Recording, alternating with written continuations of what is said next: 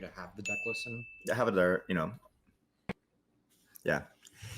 Hey guys, so we're the Worst Generation, and we're casting a 3v3 in South Carolina, Greenville. South Carolina, yeah. Greenville, all the way in Orlando, Florida right now. Yeah, we're working remotely, so we're here to cast you this live match here with our new friends Frankie Ramirez and Mohamed Alam, and they're playing Zoro and Whitebeard. How very spicy. Some red v red, definitely a matchup that we wouldn't have expected to see at all, right? Man, no, that deck is so underground. Red is not that strong, actually, I'd say. But yeah. Looks like the players have started. The Zoro player going first and starting with an Ezo. Hopefully not a whiff. Flamenco. Oh, sorry, playing the cross build? Playing the cross build, it seems. I do have access to the deck list, so I'm able to see a little bit of spice involved. And there is a little bit of spice involved with the Zoro. Don't spoil it. I'm not going to spoil it at all, but there's definitely a little spice involved. So what do you think makes the 3v3s different from the regular online, like 1v1 events? So first of all, your teammates have to play different decks. So you will see a range of like different ideas. Also, the communication between teams, being able to like, if you're stuck on a decision and you're not sure what to do, being able to like just kind of like look to the person next to you and be like, what do you think? So I think, the way I see it is, it's nice that the middle person is seed B as the captain, but at the same time, I will feel like you might want to put the middle person to be the one that needs the most help, because then A and C can talk to them. Maybe, but I can also see the reasoning behind wanting the best player in the group to be able to pass it down to them. I guess. So we're gonna. But also that's team decisions, which is just placing your players, having that idea of what should be done, is interesting decision. Diablo. This guy says, I don't care about Marco. Diablo Jumble, an interesting pick, being able to get through those blockers. This is a pretty heavy blocker format, so I can definitely see why playing it. I like that card a lot in Zoro. But also, that's what he chose. So maybe at worst, it could be Fire Fist fodder. So yeah, it's live no matter what, I think. Yeah, Buggy also has a little bit more restriction on what you can get. So maybe that was the only thing you could get. Hey, you know what's cool about Buggy? It's getting a Judge Pack reprint. I know. Yeah. All right. So just some basic gameplay right here. Zoro with some 1-drops on board, nothing new. Whitebeard playing curve. Whitebeard on curve with Atmos, taking a damage. Just so far, a pretty straightforward game. He took the swing, right? So did take the swing. So turn, swing, turn. Yep. Should you be taking life that quickly as Whitebeard against Zoro? It really just kind of depends on the strategy, because you don't want to reduce your hand so fast that the Zoro player is able to maximize on a low hand count, but also are scared of those wide attacks. But it is harder for Zoro to get up to the 6K compared to. He's not giving him a choice to counter this. Yeah, swing for 8K swing. As the Whitebeard player, though, I prefer if my opponent spends their turn just attaching a bunch of Dawn rather than building a board presence. I'm fine with taking the life. If you but he's got some bean. Is Flamenco a 4K attack or a 3K attack? I believe it's a 3K. It's 3, because I heard that you can Marco it. So so he has 4 live swings if you really put some into it later on. Whitebeard player to swing with Atmos, getting the damage in early in. Swing. Going for 6/6. We'll be at 6 done this turn, so I imagine we're gonna probably see a high-end vanilla. Play the. Do I see the attach in his hand? Oh, I believe that is a Hiyotama. Yeah, so he'll attach in hand.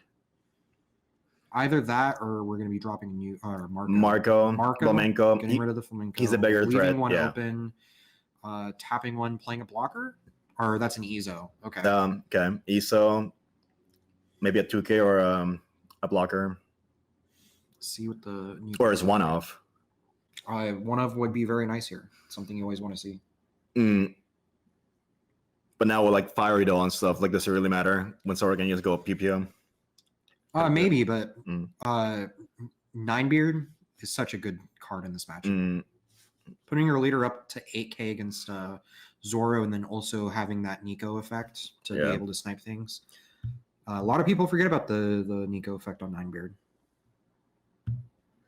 How do I go to this? One. Grabbing the blocker, safe play. The Mufasa does seem a little risky, though, knowing that the Zoro player does have the Diablo Jumble on hand, and also is snipeable by Marco. So giving your opponent Marco targets it's such a feels bad when you put your blocker down and then they just Marco it. Yeah, 100%. But it is 5 Dawn being wasted also, so it's a bigger cushion to counter, I'd say. Yeah, but you don't want the Zoro player to have good opportunities to drop the Marco, because Marco is definitely one of the best cards that they could be playing against the Whitebeard player, because that's something that can hit and they don't have to put a lot of resources towards swinging, where there are other guys they do. So putting him on to a situation where they never really want to play the Marco down so that they never do is also a very good strategy for the Whitebeard player. But end of the day, blocker has counter. So maybe it was just, I just want something with counter. Or who knows, maybe he didn't.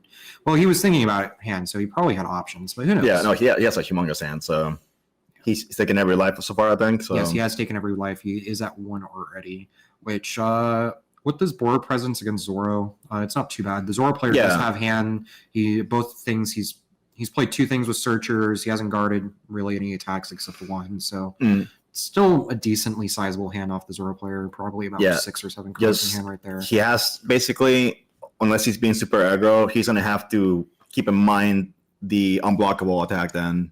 Yes, 100%. But the Whitebeard, just having a bunch of events, not a...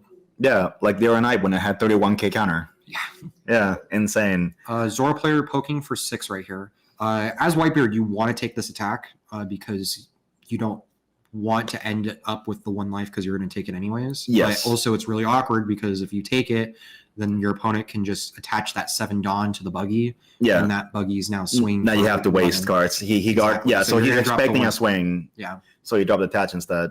Which it kind of sucks to do, but it is something that you have to do as the it's sequencing, because if it would have been the last deck, then take it. Yeah, 100%. Yeah. But with the 7 active or the 6 active Dawn there, it's definitely something that you have to respect. Not wanting to have to guard a 10k attack off the bat. Yeah.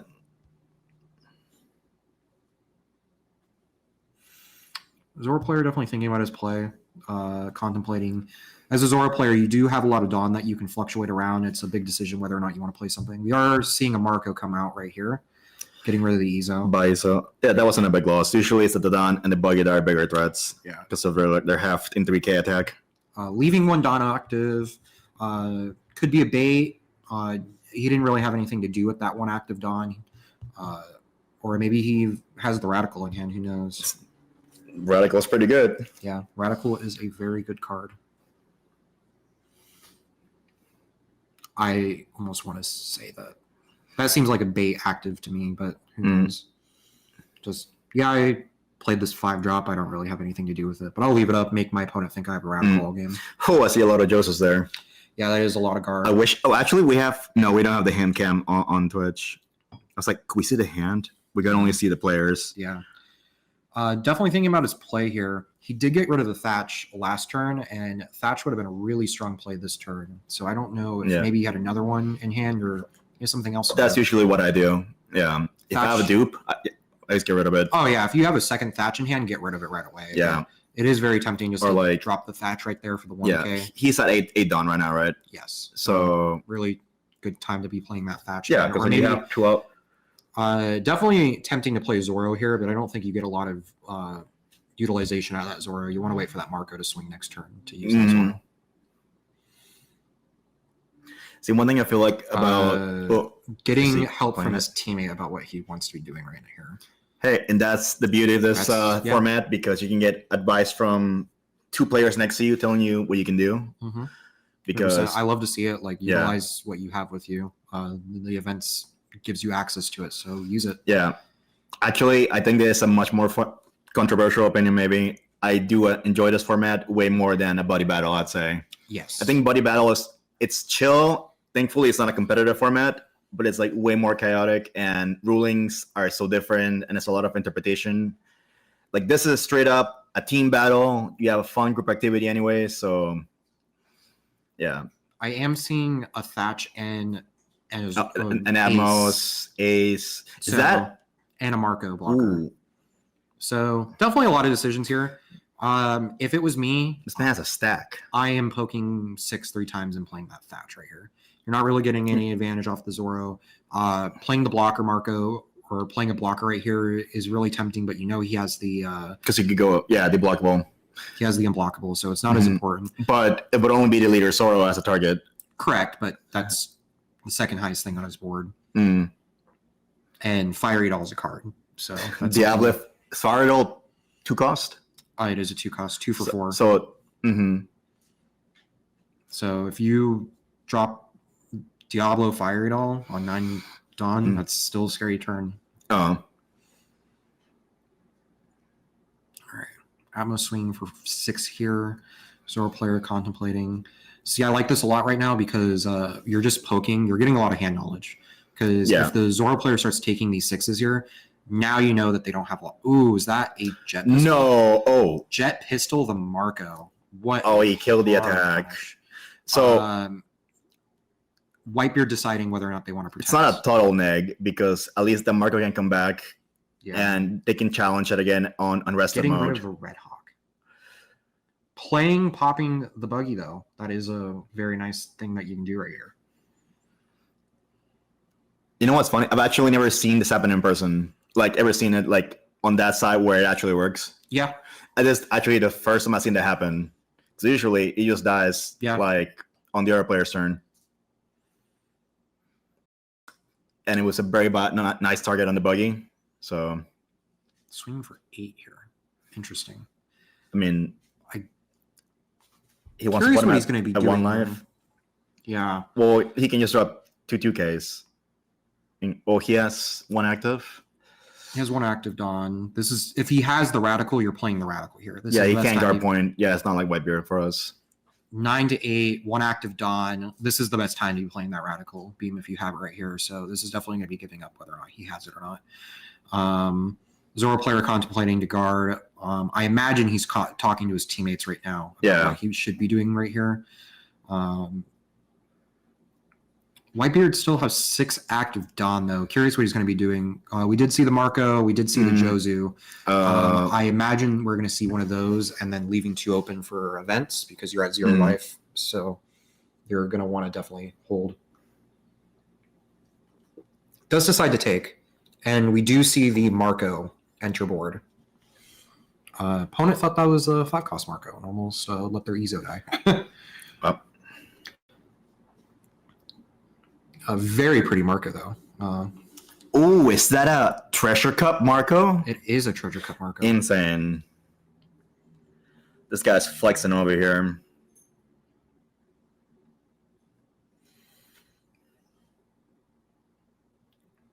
All right.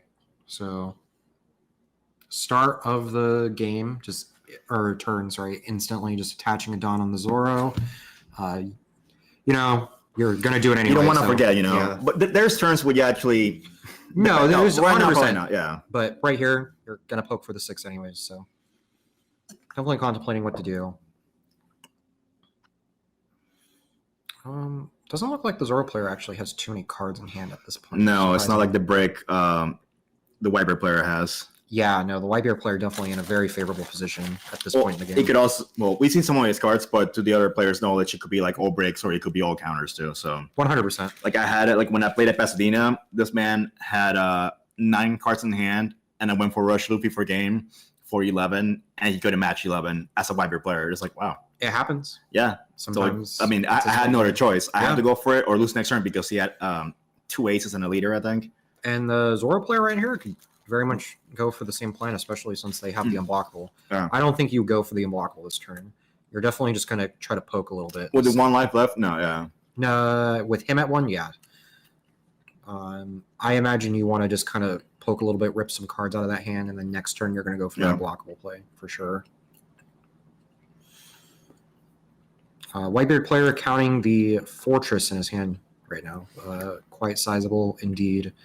Definitely seeing a lot of 2Ks and then a couple events in there. I do see the Red Hawk right there, which unless they preemptively Dawn up that Ezo, will get it sniped.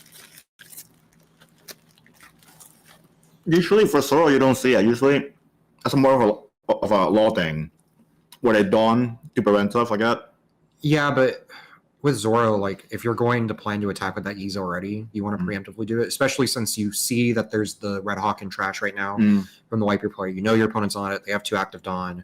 If you plan on swinging with that Ezo, preemptively Dawn, or unless you have like another plan that you're not going to bother with it, then let it die.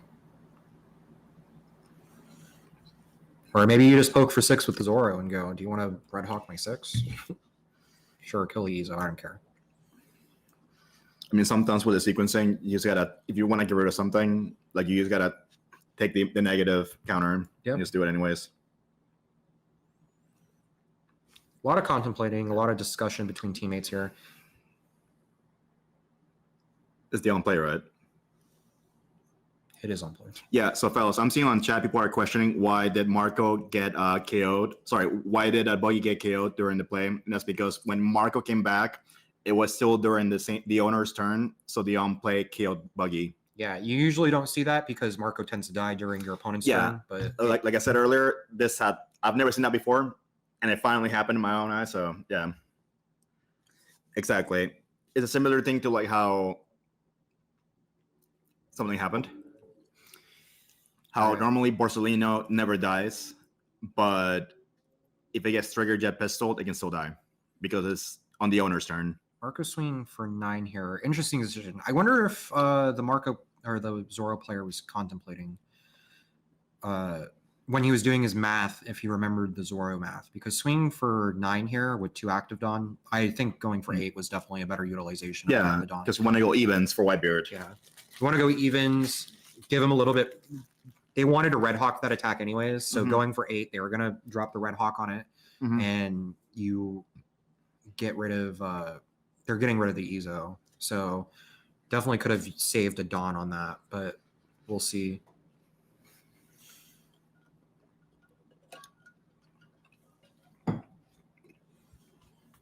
Zoro's still taking a lot of time thinking about this turn, definitely discussing with teammates about how they want to play this out here.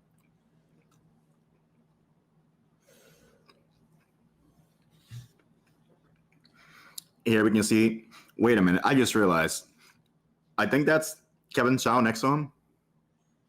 I saw in the stream just now. Oh, really?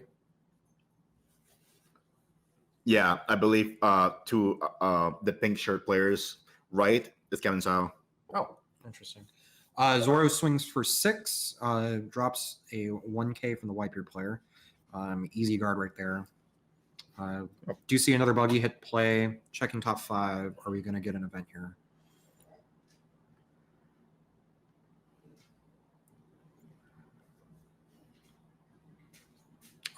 We do not. The whiff.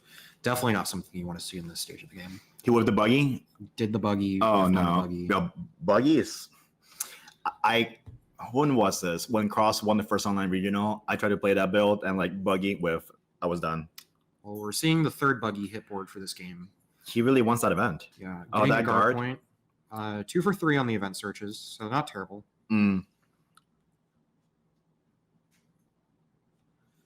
Definitely exchanging a no counter for +3 is a pretty good thing to do. So we still have 4 active Dawn here. No more attackers, and unless we start committing to Zoro. So I was informed of the team lineup for this side, and it's actually Kevin Chow and Chris Sock as well. So that's a pretty good team. So both Chow and Chris Sock made top 32 at Knoxville, and I believe top 16. Top 16. I think Cross played Kevin, and then someone played Chris and knocked him out, I believe. Okay. Memories I found that. I mean, after Fern just dropped out of top 8, I stopped caring. Zoro player here passing with 4 open Dawn seems interesting. Unless he is sitting on a bunch of events, he might be very possible. Seems interesting though, because Dawn utilization is such an important thing with Zoro. So if you could have used even 2 of the, like if you would have put 2 of that Dawn on Zoro, that would have been 8, which is really good. You could have put an extra one on Marco, which would have made it 9. Like interesting decisions here. I'm trying to see the guy's hand, but it's bit out of our viewing angle, I guess. I wonder how the other Is that a masked deuce I see? No shot. Yeah, that. Oh, what? He has a masked deuce. Is that for the law matchup? Very well could be. Yeah. I mean, hey, 2K Robin. But ultimately, a lot of people play Otama, Makino. They're unsearchable in Whitebeard anyways because nobody plays a Don. So ultimately, you got to get your value of the second effect, like Kevin, who plays Beppo. Yeah. Actually, that might be one of like the inspirations for that, getting a secondary effect out of your 2K. Oh, I saw a teammate. Yeah. Give some guidance on what to do here. Teammate is probably informing him that he swings with the Marco this turn. Because, I believe that's Chris. Yeah. You want to get value out of this Marco before they swing unblockable. However, I do think that you keep the Marco active unless you're going for game, because the Zoro player still has his Marco up. Yeah. So even if he attaches everything to that Zoro, that Marco can still swing for 7. So that saves you a 2K to block. Mm-hmm. But we'll definitely see what goes on. It's a lot of mulling on this one. Yeah, doing a lot of math. I believe he's at 10 Don at this point. Yeah, it should be. Yeah, 10 and going to 9 for the left player. Is that a 9-beard? No, it's not. No, the Mufasa. Yeah, that's a Mufasa. A bunch of counter in hand for sure. Blockers and 2Ks. Thinking about what he wants to do play-wise. Picking up all 10 Don. Okay, doing a little Don math right here. So Don math is always like an interesting thing to me because you want to, like, you don't want to accidentally use the wrong amount of Don. Yeah. But when you do your Don math on the table like that, you kind of tell your opponent what you're going to do. So what I see a lot of people do is that they just organize it as 3-3-3-1 or something like that, and they're in their mind discounting the extra card they put on a stack or something to give the wrong impression. Because this game has a lot of players are from Magic, and apparently, from what I've been told on personal experience, that in Magic they do a lot of feigning a play. Yes. Where they pretend they're gonna make a play or not to get a reaction and get like a read on the body language of the opponent. Oh no, 100%. Yeah. It's definitely something to do as a player. I know I've been in situations where I'll have like a 5-card hand and my opponent swings at me for 10 and I can't guard for 10. And then I sit there and I think about like, oh, am I going to guard this? I kind of put a few cards down, do the math, and I like think about it. Yeah. Like I have no way of guarding this 10 for 5. You just, poker face it, and I think it's real. Yeah. Yeah. Oh, no, that's a really big thing for players. That's what I like. Yeah, I enjoy that from playing this game because usually, most of the time, I have a pretty good playing face, and that's what I carry the entire tournament. I've gotten people to, like, when I've feigned having counter like that before, I've gotten people to not go for game and play like a body instead. Yes. Because they think I have it, so they're like, oh, I should because play you could be swinging for 9 here. 9, because you could do the game could be spelled out like that it's over for you, but it's not over until your opponent wins. So if you can drag it out to the point where they make a mistake or give you a chance, hey, by all means. But you know who has a really bad poker face? Who? Garrett. Garrett does. Yeah, when he's playing poker, like literal poker. All right. So swinging 9 here, ripping out a guard point and then 2 1K counters out of hand. Definitely showing that you don't have 2Ks. I do believe, though, he thought that was enough to guard it, so he had to drop an extra 1K. So maybe he does have it. Just going... Little mess up. Going for it. Has another guard point, swinging for 10, guard point, and a guard point. Oh, wow. That Dawn was not a bluff. Definitely has it. Tapping out entirely as the Whitebeard player. Definitely a risky play to go. Damn. Leaving. So he has to up the counter for that Diablo then. Yeah. Hopefully the player does. I imagine you do the math for it. Can I? How many? Is that 10 cards? 3, 4, 5, 6, 7, 8, 9, 10. It's gotta be worth 10. Yeah. So his man better have it, all the Otama, all the Josus. Swing for 7 first. You block this 100%. You block it? Yep. Because you don't, unless you have like that much guard in hand, you're probably going to block this. And then discard like a rush ace out of hand. Something without counter to protect it. Yeah, think about against Whitebeard, they have to do, what is it? He's 4. So you got to give 2 Dawn each, those buggies. And that's going to be Oh, a no. card each. Well, also, you have the Zoro with Diablo. You're gonna punch for 14. You're gonna go for 14. Yeah, you have to. You wasted your entire hand. They have all these bodies on board. You're either winning this turn or you're losing the game. So as the Zoro player right here, I'm swinging for 7 first.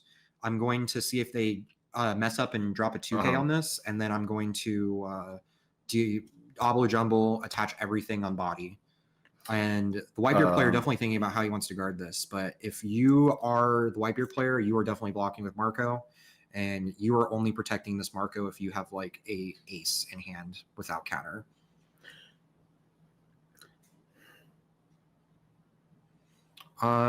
Definitely has a lot of 2Ks in hand though.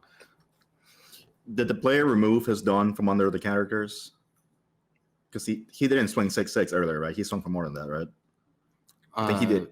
He did remove his Dawn. Yeah, so he did remove his Dawn, but ultimately, in this particular scenario, it's not that big of a deal because they're not playing a ramp deck that Dawn minuses, so it's not that severe.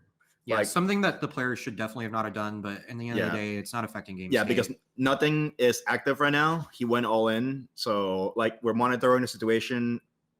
Evan and I are level 1 judges, and I've judged a good chunk of events, and we have to let it go because it's not that severe. You know, there's bigger fish to fry, and this not it right now, I think. But thank you for pointing that out. Yeah, it should be where you have your Dawn visibly under, because that would matter on an example like, say, Jet Pistol. Yes. You know, or I've seen people like that would stack their Dawn right underneath the card, so it wouldn't seem like they have a Dawn. But like right now, everything's target anyways. He has no life. It don't matter. Yeah. If you're curious about the pattern, it was 4 on the leader, 3 on Atmos, and 3 on the Marco. Look at that memory here. How he did his attack. So he went 9-9-10.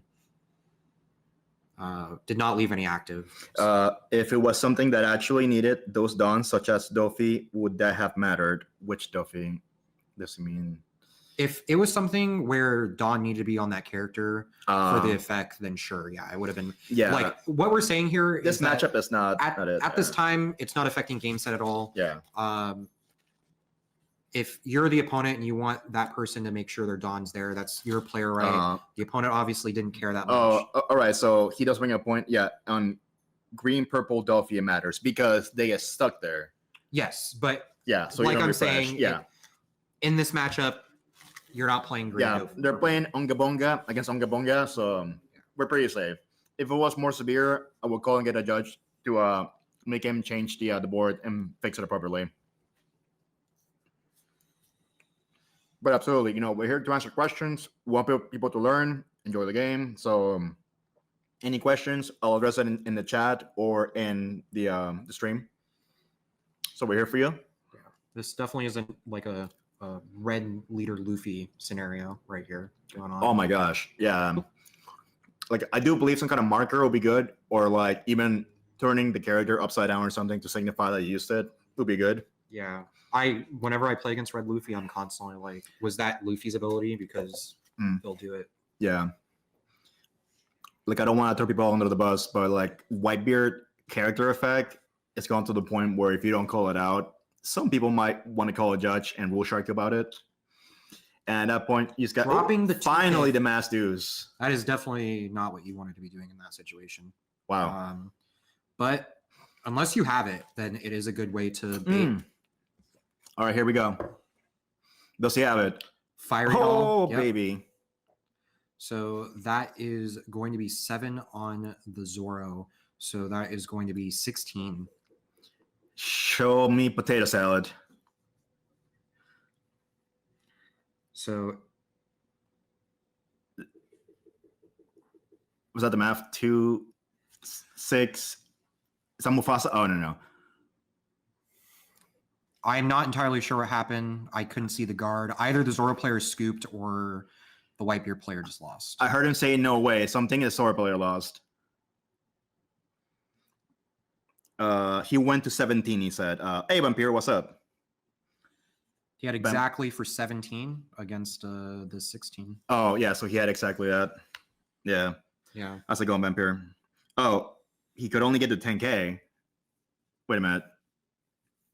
So I sold 3 2Ks. I sold Otama Josu and something else, and then it was the Fossa 10. I thought I saw 4 2Ks and then like 2 1Ks. The Whitebeard one. Yeah, okay. Just go with the flow. Thanks for that clear up there. Vampire saying so 4 2Ks and 3 1Ks. So yeah, yes, we can see the law player, and that's a new gate, right? Yeah. So right here, it was that really getting thrown in the middle of this. Oh, that's cool. Game right here. So good. Yeah. Whitebeard player has 4 or 5 cards in hand. Whitebeard active, 1 active Dawn maybe, or that might be a Dawn in his Dawn pool. We're really getting thrown in the situation here, but the Law player does have board, and it does appear that the Whitebeard got played this turn. Kevin playing Law over here. Yeah. So with a fancy new alternate art or special art Laws over here.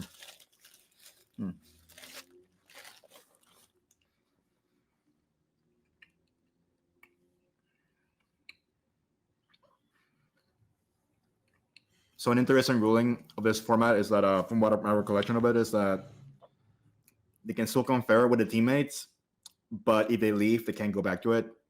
So that's why the middle player is still staying around. The Law player picking up a run or restand Law, very excited it would seem about that. So definitely just going for it right here.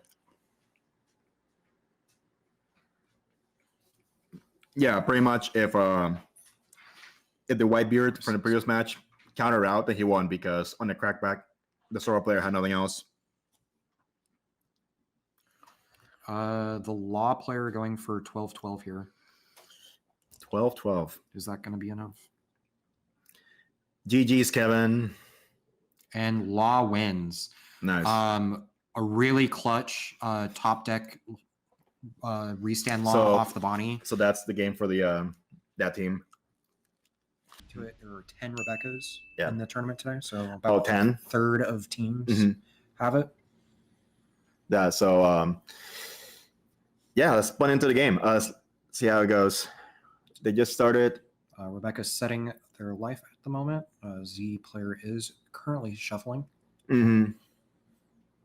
Just trying to peek over here into these fellas. Oh yeah, thank you. Yeah, man, that's exciting seeing a non-red matchup.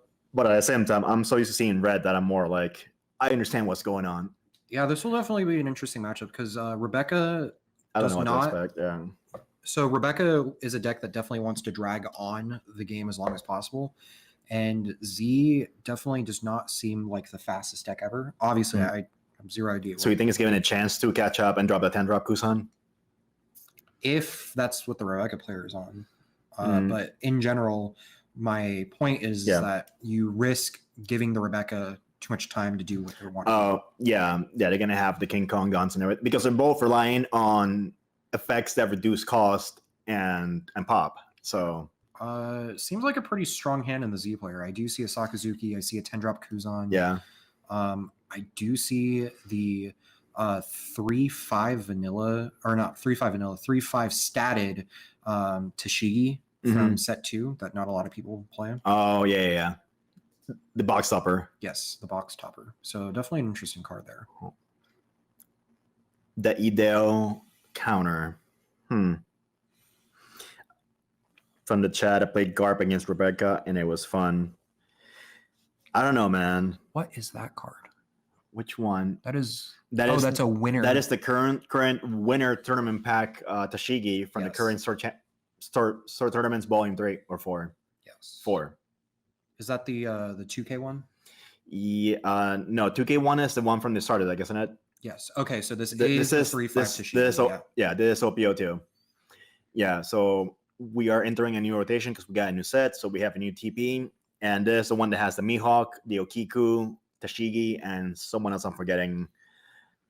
But funny tidbit about this is that they announced the upcoming TP, and it's not matching Japan. We actually skipped one, and that was the one that had the jet pistol alt art. So I wonder where that's gonna go, because it's jet pistol, brand new, and Apu alt arts. Oh, okay. So where are they gonna go? Maybe the extra booster set. We'll definitely see. Playing 5 for a Miss Sunday. Definitely one of the advantages of purple this set is access to that Miss Sunday. Super strong card. Super clutch. We are seeing a lot of non-counter going on with the Z player though. So definitely something to be worrisome when you're choosing to play, like definitely strong cards with these Tashigis and this Miss Sunday. But also on top of the fact that with Sakazukis and the Kuzans and the 10-drop Kuzan and all of that, you're running a lot of non-counter. So it's definitely something scary and something to be worrisome. Well, some purple and black, mostly like high rolly. So, because I've seen some black decks winning in Europe, and it's like very little counter, and they went undefeated. So it does happen. So we are seeing some head action. Yes. I forget the name of the announcer card, but it does allow you to attack active characters. Yeah, Gyat's the announcer from the Korea Coliseum. Yes. Giving Orlumbus the ability to swing into this, I'm assuming the Tashigi at this point. Yeah, they get rid of it. So swing 7 into that Tashigi. Also, Orlumbus, a super strong card, being able to give something -4 cost. And it's a 5K, right? So swing for 7. Yes. Yeah. And they do see the stadium, super good for the Rebecca, and getting the Rebecca skill as well. So Rebecca players definitely in a very good position. Let me peek in this thing. It's a lot of cards. All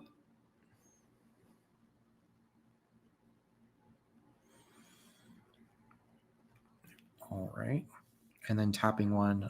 Oh, popping the Miss Sunday. So activating Orlumbus's effect and popping the Sunday. Really good board clear. That is what you want to see with Rebecca, just making sure that your opponent cannot get any bodies to stick the entire game. It goes to build board. Yeah, it's tough for them. Obviously the Zeph wanted to get a lot of utilization out of that Tashigi, but anything that you play, you just got to swing with it right away. You can't be holding on to things and hoping for doing combos against Rebecca. Yeah, especially because they get the Sabo out, and once they get Sabo out, it's harder to get rid of them. Yeah, the second you play a card, you just need it right away in this matchup.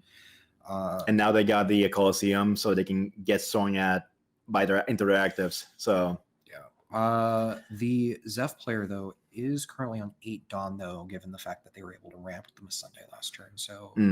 Does have a lot to use. I imagine we will see a Sakazuki this turn. Is attaching 2, so that would allow 6 to play the Sakazuki.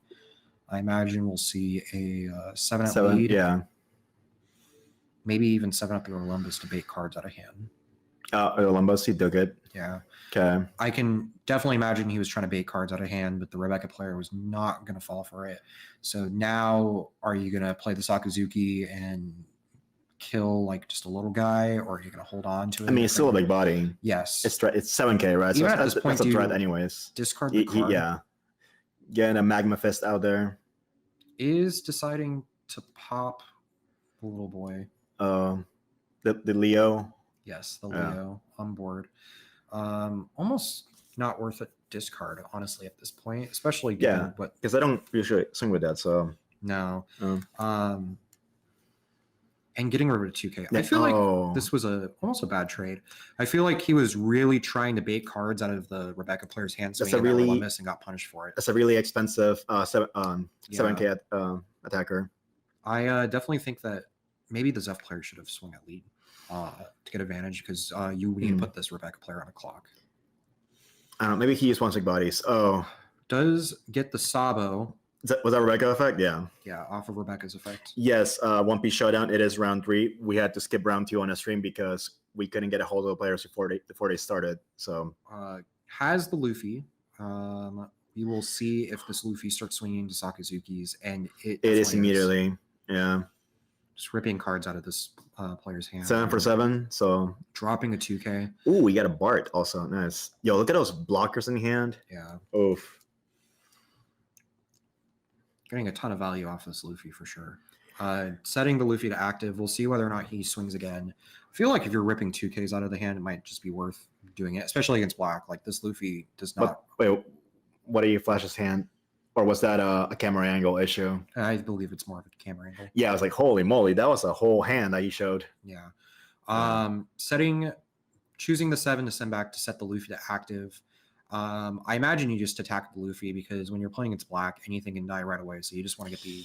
Oh, chooses to pass.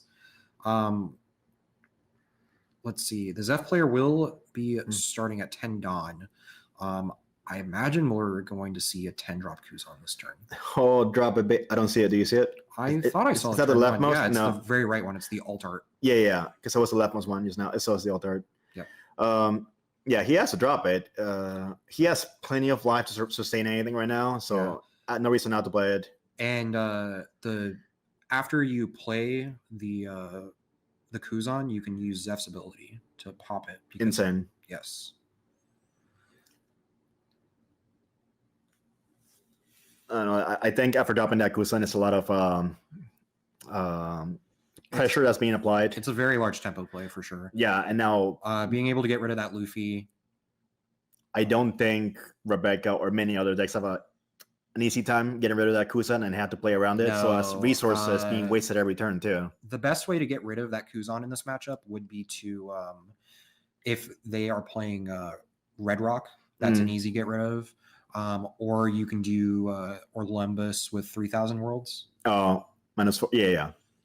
Oh no, that would still not get rid of it. No, isn't there one that's remove everything for a 6 cost? There's one that's Red Rock. Yeah, it's sack everything. So yep. So does do the play I was talking about, plays the Kuzan, gets the AoE -5, and then uses the Zeph effect to get rid of the Luffy. And the pure 7k swing. Pure 7k swing. Ton of utilization for the Zeph here. Like I said, I feel like the Rebecca player should have just swung with that Luffy because it was going to go away. It's just going to go away. Yeah, because when I saw that it was going from 8 to 10, it's like, well, there's a possible Kuzan play right here. 100%. Against black, anything, you're so high rolling. For both players, honestly, you just have to imagine nothing is going to stay on board long enough. So the second I can swing with it, I just need to start swinging with it. Don't you hate getting your shiny cards, sent to trash right away? Yeah, for sure. Yeah. That's why you play lowest rarity. And so Rebecca player is definitely in a tough situation here. Staring down a very menacing board, nothing on field. However, Rebecca is really good at making it look like they are losing the entire game and then just winning out of nowhere. So definitely wouldn't put the Rebecca player especially with the ability of just attacking actives. Yeah. But not necessarily rush. Wait, it has rush towards characters, right? The stage? The stage gives characters rush towards characters, and then the Luffy can attack active characters. Gotcha. Okay, thanks for your clarification. Yeah, so that's something, maybe one way to counter their board presence. All right, so we are seeing the Sabo. Super important card in the matchup. Allows you to play your board and then makes it so that your characters cannot die through card effects for the turn. So, including their own. Yes. So you right now, for instance, not that they have anything that they can do with it, they would be able to activate Olympus and then nothing would die because the KO effect is not cost. It is just part of the effect. All right, so you went ahead and passed. Setting up the Olympus play is definitely going to be something that you need to do to manage with this board. So really strong turn with Rebecca. Rebecca has a lot of turns where they just kind of don't do anything. Oh, Wamba combo. Cards in hand. Definitely had 6 or more, given the fact that Jonathan is shuffling his hand right now. Oh, he's offering, flip. What's that? It was Leo and Rebecca. I believe so. I definitely see the Rebecca. It was hard to see what the other card was. Or Lumbus and Rebecca. Yeah, so that's his third or Lumbus in that case. Rebecca player instantly going from a 6-card hand and 3 life to now 2 life and 4-card hand. So definitely scary. That was strong play.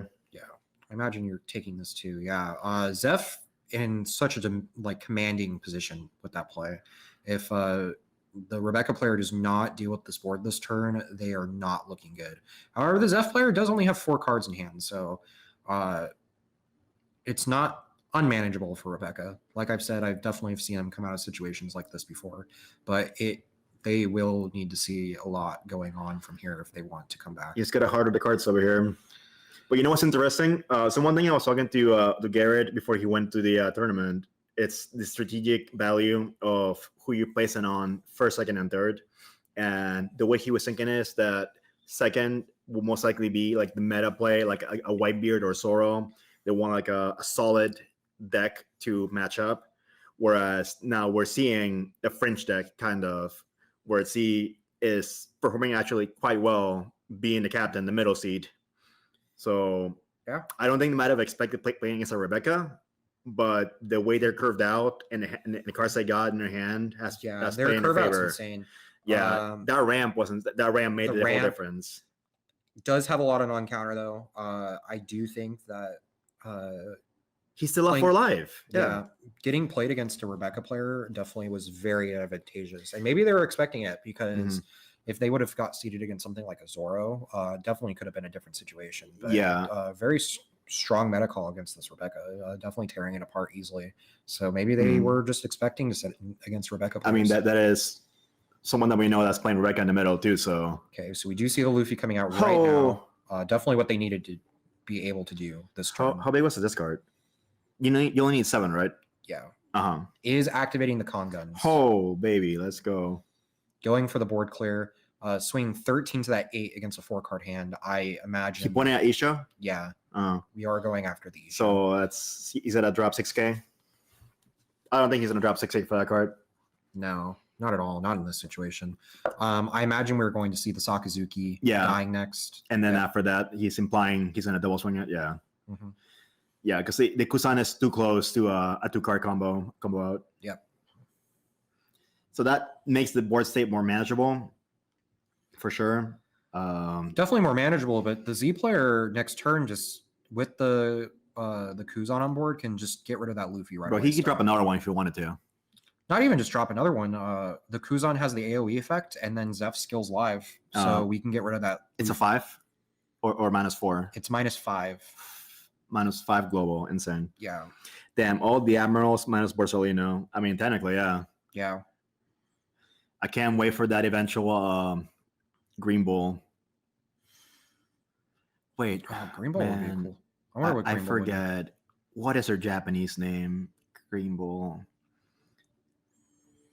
All right, so Zeph is going back to 10 Open Dawn. We are seeing... Is that a 4-drop Kusan in hand? I see on the right side. I do see a 4-drop Kuzan. I can't see what that other card is. I see a lot of black cards on the left side. I think one Sefukuro. I can't see what that card is. Yeah, we need masteries. Or is it 2 4-drop? I think he has 2 4-drop Kuzan. I see a Suru 2K. Yeah, it's 3 2Ks and then 2 4-drop Kuzans. I imagine we're going to see the 4-drop Kuzan hit board and then using a Zeph skill to pop Ryu. I forget what green was in Jet. It's not Ao. Aokiji, Aka, Ki. Yeah, I need to brush up on my Japanese. I really forget. I'm just so used to hearing Green Bull more often than not, unlike Fujitora. Blocking with the Sabo. I'm not entirely sure where that attack was going, but we are blocking with the Sabo. Yeah, I think that's fair. You want to keep your Luffy alive, so. Yeah, here comes the Kuzan. We're going to get the draw, and then now that we've used this Dawn, is that another 10-drop Kuzan? Oh, baby! No, well, you can't play it now, so. Well, yes, but next turn, that's definitely going to be strong. This. I definitely see this just being an easy, I'm going to play 2 Kuzans, draw 2 cards, I'm going to -4, get rid of this Luffy, and puts you in such a, commanding lead, honestly.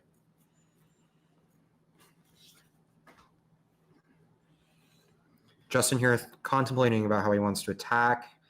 Does have 6 active Dawn left over. Maybe just swing for 5. If you have the second 4-drop, I kind of want to just swing 7. Swing. Oh, he's using Zeph effect. I'm gonna tag out for a moment. You're in charge, Evan. I'm gonna hand this to you here. All right, I am in charge. You are now hooked up. All right, playing double blocker. Very strong. Both of those blockers cannot be KO'd by effects. So Rebecca is going to have to use their blue engine if they want to get rid of those cards. Yeah, Zeph here is such a just commanding lead at this point in the game. He has lost 2 Luffys. Unless he can get another Luffy on board this turn, I am not sure what Jonathan's going to be wanting to do. But hey, maybe he can get it. Definitely thinking about what he wants to be doing.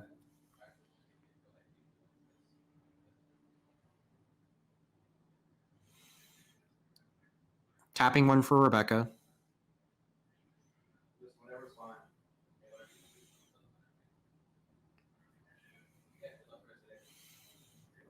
Thinking about what he wants to get here.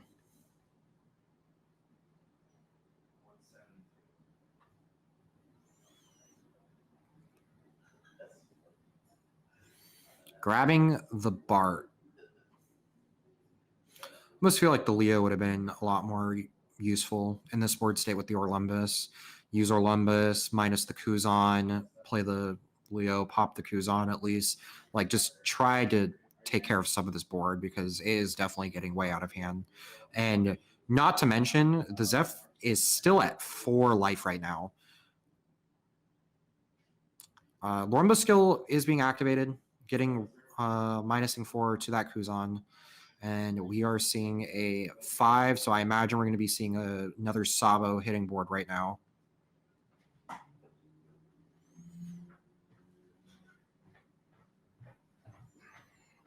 You can keep the headset. Oh, wow. What I miss? Oh, the Cavendish. I was not expecting the Cavendish. So I'm back now. I'm seeing a lot of blockers. And oh, boy. What's the Cavendish Dawn X1 effect do? I believe it allows you to attack active characters. As well. Yes. Crazy. Yeah, I think the value of Fukuro is not that great in this matchup because anything can just be a target no matter what. So that Fukuro being unkillable by card effects is not that important right now. Oh, yeah. Because what's Fukuro? 2k attack? You can literally send your Gats or your Leo into it, I think.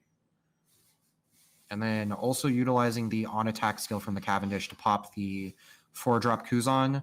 That was earlier minus down to 0 with the Orlumbus. Pretty strong. Yeah. Did manage the board a little bit, but still facing that 10-drop Kuzan.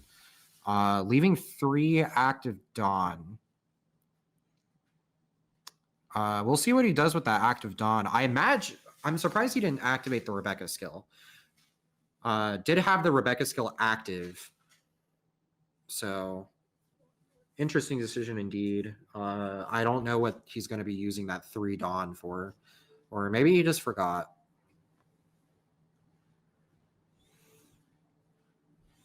Zeph player now going up to 8. Contemplating what he wants to be killing this turn. This guy is such a position with having 4 life still as a 4 life leader. That's pretty good, man.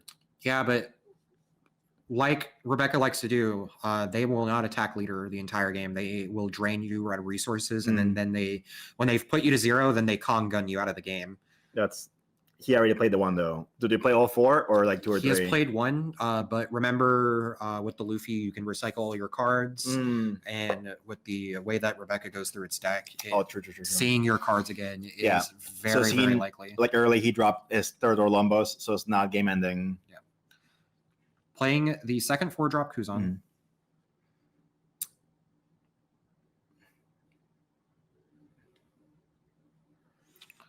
Keeps on resting the Zeph. I don't remember Zeph requiring to rest for the effect. I don't think that he's in a good spot. I'm going to tell these guys.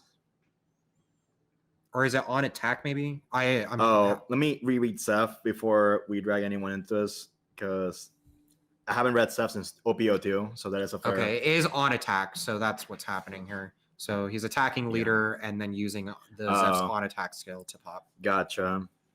Yeah. I could count on one hand the amount of times I faced up against the Zeph, so... I have never. I've seen him with our buddy Emil from Miami. He actually topped at a case tournament one time with Zephyr, so that was cool. But other than that, I've not seen except for have any action whatsoever. Okay, we are seeing the Sabo hitting board again. But against this giant board from the Kuzan player. The Borsa? Yeah, Borso, 10 drop, 4 drop. The other indestructible blocker, 4 life. Rebecca is definitely like staying in the game to some degree, but every turn their board just completely gets ripped apart. So we will see what they are able to do this turn. Passes with 5 active Dawn. That is, or 4 active Dawn. Not they think you're calling it Zeph, like the chef. It's like Z or Zed or Zephyr, and they're very confused. Like, yeah, that is not me. Z, Zeph, Zephyr. It's all the same. Zed. Tomato. Hey, you know what? I say Mufasa for Fasa, so I don't judge, man. Yeah. I mean, if you guys want to, I'll just start calling the zipper guy Chupapapa, because that's what I actually call him. His laugh, yeah. Yeah, the CP9 blocker right there. I just call him Chupapapa. Yeah. Okay. We are blocking with the Sabo right here. Bluxerino. I imagine, okay, swinging into the Sabo, just not letting a single card survive. Really just tearing apart anything the Rebecca player tries to do. Getting aggressive with the Borsalino, which I actually like a lot, honestly. Yes, especially with that life that he has left. Yeah. I do think that swinging on blockers is really good, because then now they have the pressure to want to kill it because they don't want it to go back to active on the crackback. Oh. And the Rebecca player scoops. They enter scoop phase. Really interesting game. Like seeing the Zeph a ton, or Zephyr. Sorry, my apologies, everyone. Now we're going to table A. We are seeing Blue Croc versus Whitebeard. Is that the ulti? Yes. That's the new ulti? The new ulti. I'm seeing Gordon, Ace, Iso, and 2K Luffy, I believe. Yeah. Based on... I do believe we are starting into the Crocodiles turn. Just starting it out. Whitebeard with 1 active Dawn. I don't know, man. Blue has no rush characters yet, right? They do have rush. Which one? The Usopp. Oh, Soy-King? No. The actual set 3 Usopp? Yeah, he's a 4/5 SR with rush. Yeah. And if he hits, you mill 7. Oh, he mills. Yeah. Okay. So how did they set up their flip phone to be a webcam? You can with you're funny. No, there's many ways to get things as cameras. Trust me, I know, because I have I have a good camera right now for our stream, but I know how to use a cell phone too. All right, Crocodile player just going for it. The whole shebang. Oh no, this could be really good or really bad. He has to have it, right? If he's counting it out, he has it. I saw a guard and what, for 2Ks? Yeah, you counter out. Went down to 0 cards in hand. And the Crocodile just... Was that a table slam? Oh my gosh. All right, so Whitebeard wins. So we currently see 1-1 on both sides. I have no idea what the other seeded players is, so we might still be... I think that's going to be a wrap because the smiles I'm seeing, but I don't know. All right. Game ended, so the Rebecca player lost. However, I do believe the teams won overall. Yeah. So unfortunately... The slow is done right there, I see. The Z player did lose. Wow. Even though... No, the Z went undefeated. Z... went undefeated, that's not but unfortunate loss. Damn, that rage went. Yeah, no, I saw that slam and I was like, man, is that Brandon? Little insult reference. Yeah. Wow. Katakuri just stomped Rebecca. Yeah. Shout out to Warp 3000 on Discord, because I believe it's a player playing Rebecca right now. So we'll see what happens in this match, because ultimately anyone can break, anyone can misplay. Yeah. So, well, when it comes to bricking, Katakuri won the dice roll, and they chose to keep their opening hand. So. Oh, that sounds pretty confident. Yeah. Yeah, man. Because I was seeing Austin at top 32 in Knoxville, and I saw him sitting on 2 big moms, and he had to swing but puddings, and that's not the greatest choice, I'd say. No. And it was against Cross too, so it's like, man, you got one of the top law players in the world, and you're breaking on Katakuri. Oof. Yeah, not what you want to be doing.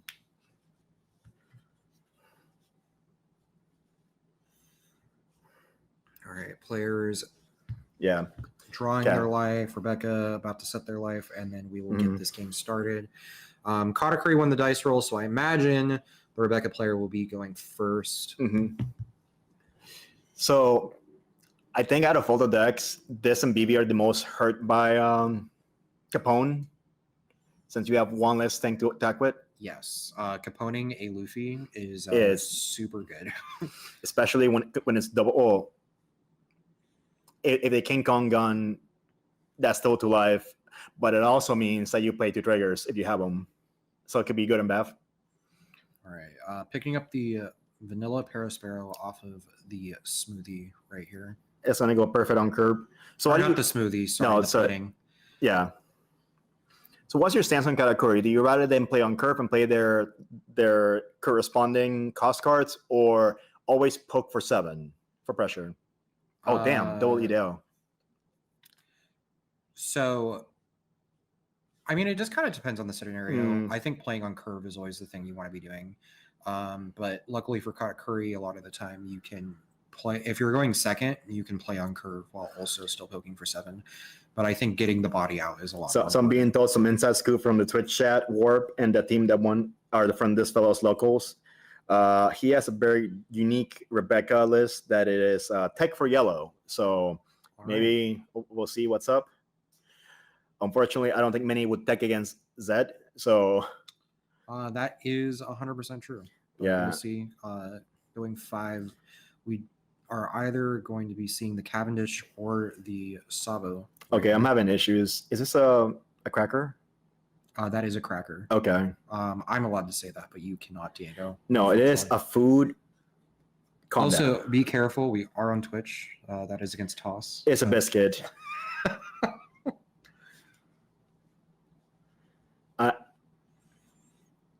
Yeah, that is the name of the card, so they can't blame me for that. Yeah. I am merely reading the script here. The script? Scripted duels now?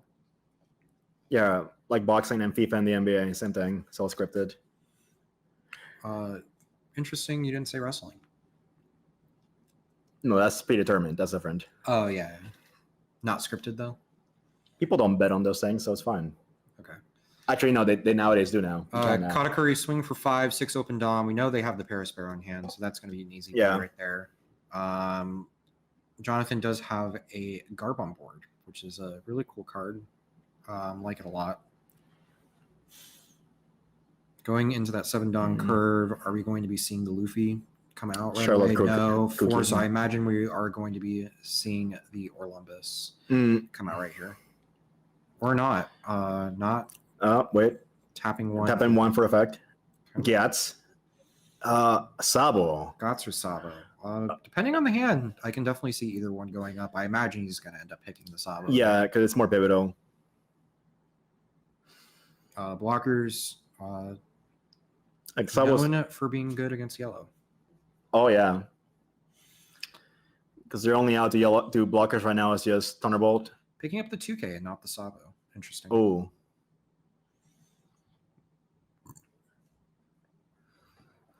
What was the second Dawn he rested for? We do not know yet. I imagine he's going to be playing 1 for something. Is Gats the one? Yeah. Yes. Plays the Gats. And I believe that's a continuous effect to attack actives. And now it's the Orlumbus. He just wanted something to minus. I mean, the Parasparrow with. Makes sense. Sure. So, didn't really care about the Gats skill. Needed a 1-drop for Orlumbus Father. So now it's 2 cost Parasparrow? Yes. And then Rest Guard, another Gats. And passing turn on that. That's one of the feels bad of playing on curb. You play your big body and it gets popped immediately. And Katakuri swing for 5 again at 10 Dawn. So I imagine we're going to be seeing the mom hit the board. Or is he going to Thunderbolt this? because we do see that Thunderbolt. Oh, Get rid of the Garp, Yeah. trash the life, and it is Bave. like a Capone. God. Ouch. Yeah. And another one. I don't know if that was word. All right. He is at 8 Dawn. You're Oh, correct. he was yeah, at 8 yeah, Dawn. yeah. No, My he's not apologies, quite there yet. Our end is a little bit not as clear as you guys. So yeah, Thunderbolting the Garp, definitely a strong position to be in with the Parasparrow. Hopefully, for the Katakuri player at least, doesn't have something to pop this Parasparrow. But 6 cost does put it out of Olympus ranges for 8K is pretty pops. good. So Yeah. Oh, the Leo and the Rebecca. We'll see what he picks up here. I could see either one, honestly. So the Parasparrow being a 6 cost is actually tricky for the Rebecca player because Orlumbus can only put him to 2, and the What's Kiros? Kiros is only 1. Oh, and the Leo is also. so you can only Garp, Yes, which unfortunately is not. he will not be seeing that Garp in that case for a while. Yep. Garp a good card, but also at the same time not searchable in this deck at all. So is activating your Olympus to put it at 2. So we will see what happens. And he's playing 5. Oh, he had the Garp. So 3 Garps. Do all the Dawn need to be the same design? No, they do not. It can be any Dawn as long as it is an official English card. Unfortunately, in this game for Bandai, we did not play custom cards or foreign language ones. So if you come from overseas, you may not play with Japanese Dawn. And vice versa if you travel to Asia as well. Yeah. If it's a Japanese, how am I supposed to know what the Dawn effect is? Absolutely. It's a little different, from other card games, but all right. I respect Swing it. For we do see the 10 Mom in hand, so that is definitely going to be coming out this turn. Garp is just different. I don't deny it yet. Or not. Looks like he's picking up 3. What is he doing? Whoa! Does he not have choice? He is going to play the 7 Mom instead. Oh, okay. He's spreading it out.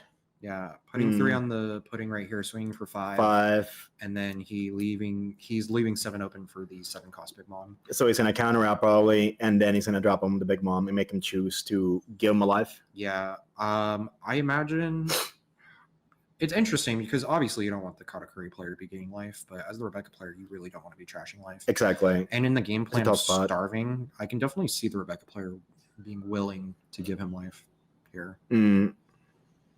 So he countered. Who is that? That's pink. Is that? Oh, that's the Shirahoshi from the trial deck. Oh, right. Yeah. Sorry. The black. Yes. Yeah. Okay. It is a blocker. So I have a question from Twitch over here. Learning player here. Quick question. Looking at the Monkey D. Luffy starter deck, it revolves around the concept of lowering cost. Question: if I use a Gum Bell, lower opponent's character, 7 cost, can I use it on a card that has less than 7 cost? And yes, but the thing is, it will now go to negative cost. It will cap at 0 cost. You can always go for more lowering, but it bottoms at 0 cost on like the value of attack reducing cards like what's the big one from set 1 with Cavendish in the picture?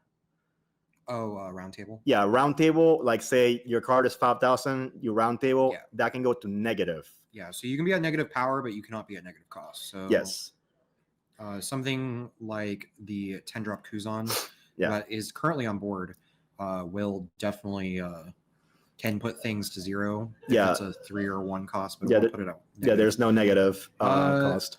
Looks like the Katakuri player, the Rebecca player, doing a very good job at getting rid of this. Where was this Navy kid during the last game? I don't know. We saw none of it, right? None of it. 0, not even on discards. Yeah. Yeah, on Armor now. During all the searches, it was all the Dressrosa cards. The Katakuri player is in it. Oh, the Gusan. No, yeah, that's like a tech known for Rebecca, but for like the Garp, it's putting in work. It's putting in work right now. Yeah, right now every single card is poppable with the current combination of cards on board right now. There is not a single card in the game that would not be able to like be popped, except for like cards that can't be popped by effects right now. Because with the does yellow have that at all? No. Yeah, so they're kind of boned right now. Yeah. The Rebecca player is only at 1 card in hand though. Yeah, so it's I mean they got some big bodies. They got a blocker. A lot of options here. Definitely. I see. They got the Big Mom, the Amande, Shishira Hoshi. Is that another vanilla Perospero in the middle of his hand? Yes. So that's the third Perospero.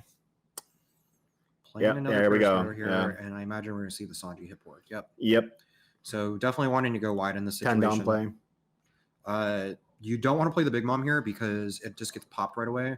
So you want to put them on only being able to pop one thing and then being able to kill the Garp next turn. Man, that's such a heavy combo to have Kusan and Orlumbos together. Yeah. The God tech is deck for yellow. Yep, and that's what was it earlier. Gun. Oh, no. Does not pick up the Con Gun. Oh, interesting. So either has it already or was just wanting the counter in hand because does not have a whole lot going on to hand. If you're playing Becca like this, why not just play Lucci? Waifu. Access to the toolbox, Orlumbus. Orlumbus is an amazing card. Utilization with the 7-drop Luffy and the Con Guns, all that stuff. All right, we don't have to go that deep. We know people like Rebecca. People want to play new cards also. People want to play new archetypes, new leaders, so that's our incentive as well. I think a fair amount of people played Lucci and did well and topped. Access so maybe they want to have new cards. The blue engine, still 5 life leader, able to search your deck to mitigate the fact that you're discarding cards every turn. Yeah, and Vic is right. He doesn't get a draw. Access to Orlumbus, access to Kyros, access to the stage with Luffy and Con Gun. Like, stop! He's already dead. Wow. What are we saying on chat here? It's most consistent with draw. There comes the Luffy. Not looking good. Yeah, this is the pinnacle of playing Rebecca right now, I'd say. Yeah, so definitely going to be able to kill everything here.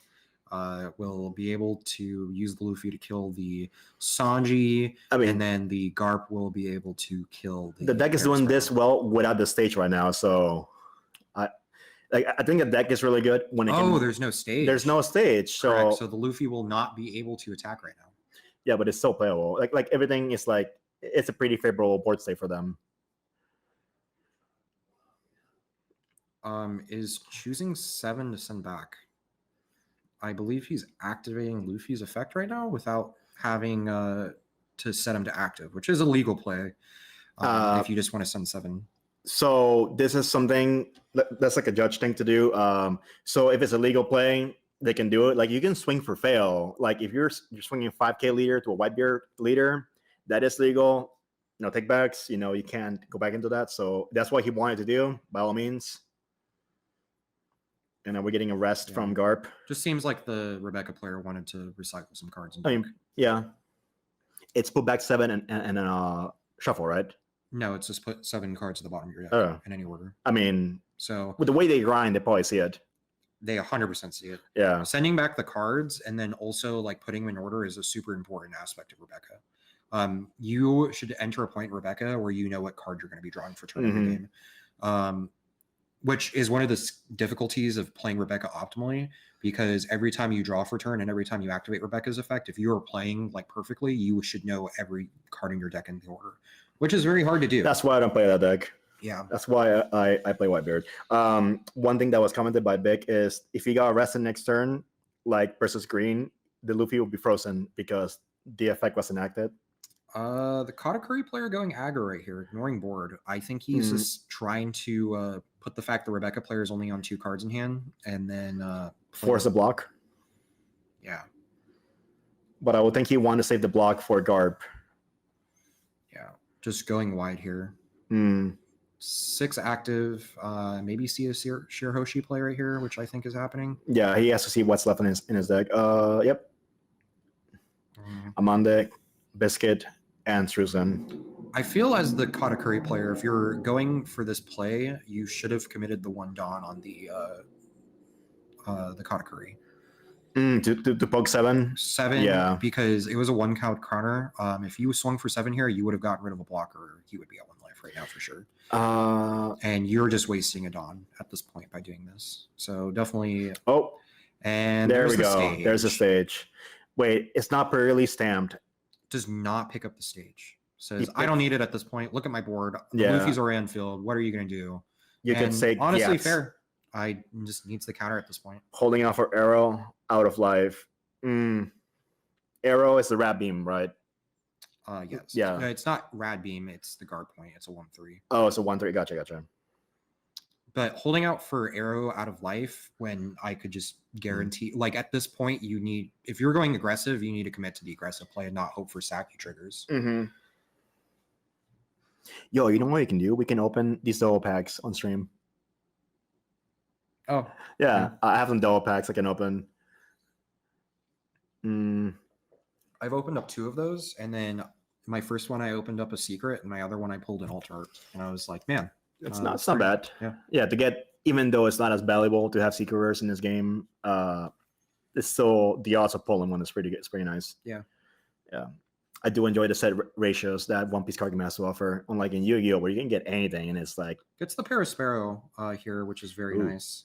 Preemptively donned up the Garp, which is interesting because he played around Jet Pistol against Yellow, which I'm curious about.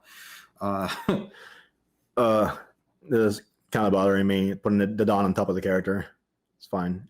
And I'll has cope. the 3,000 worlds for the Parasparrow, so it doesn't even. Cool. This man is not seeing who went first in this game. Rebecca, right? Correct. Yeah. Because the Katakuri player went evens to get Parasparrow vanilla twice. So and activating Luffy's effect here. Oh boy, here we go.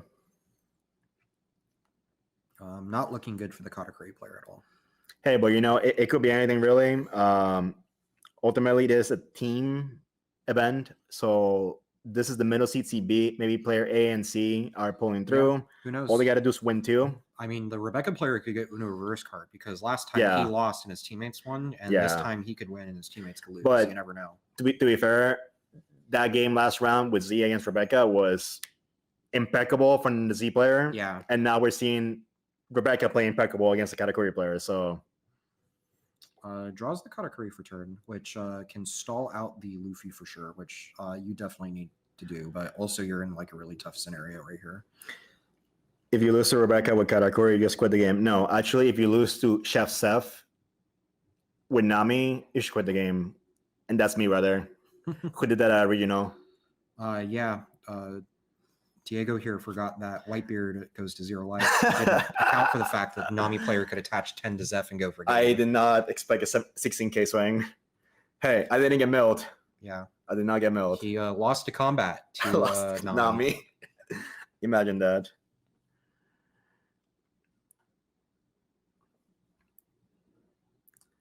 Z4 lifetime. Yeah, Z4 lifetime. That is true. For those saying that the Katakuri player should not lose, I will say the Rebecca player has seen a very strong curve out and it's tech against Yellow too. Yeah, killed 2 Garps and then a 3rd Garp came out and was able to get the 10 drop on board and also stick this Luffy and really drowned out the resources here. There might have been like a couple minor misplays from the Katakuri player here, but definitely nothing like to the extreme point to cause this to happen. Yeah, it's not always good. Like I think the biggest one of the bigger issues was like he sacked his own Capone to get Thunderbolt out. So like that could have been pivotal in surviving more longer. Yeah. Playing the Katakuri to restack the Shirahoshi here. It's a good play, but also it almost feels like you just needed to address this Luffy or even the Garp because you play this Katakuri now and then the Garp just auto kills it. Yeah, no, that Kusan Garp combo right now. Yeah. Insane.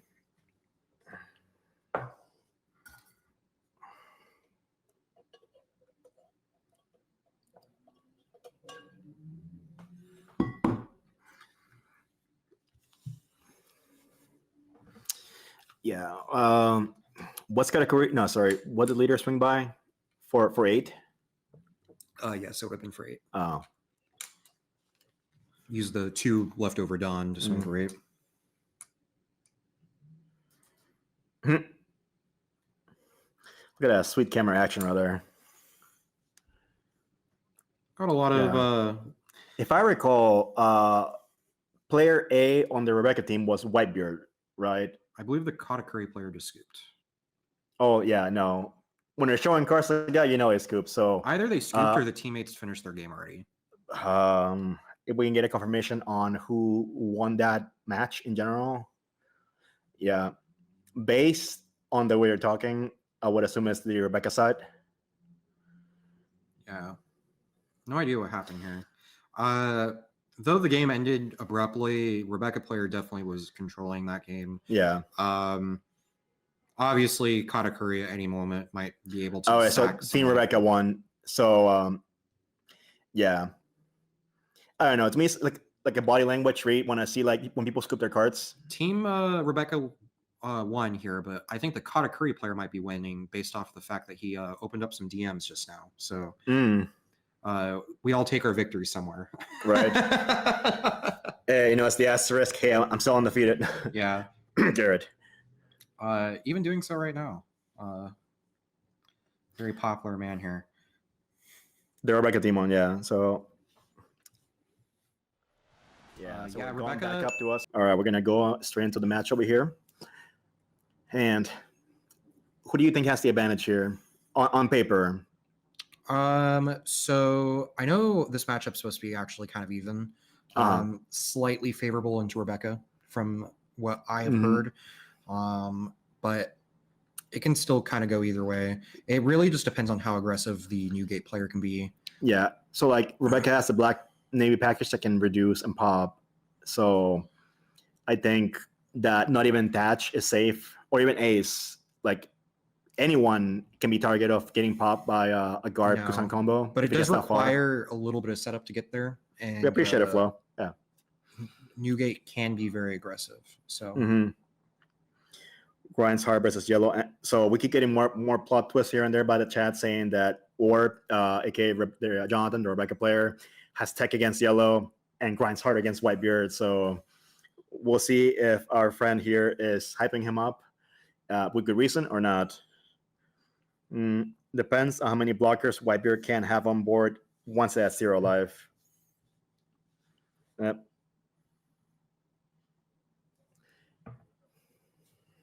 Let's see. Curious to look into the Whitebeard. Let's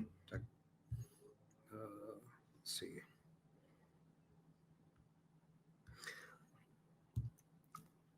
Yeah, but it's always nice catching up with players and seeing them back into the stream. So I'm definitely going to enjoy seeing Rebecca running back again.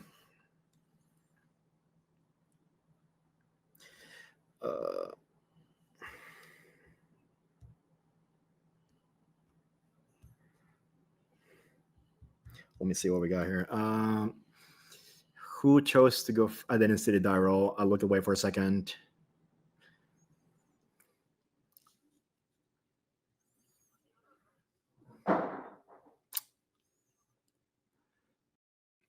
I have no idea what's going on with that. It's fine.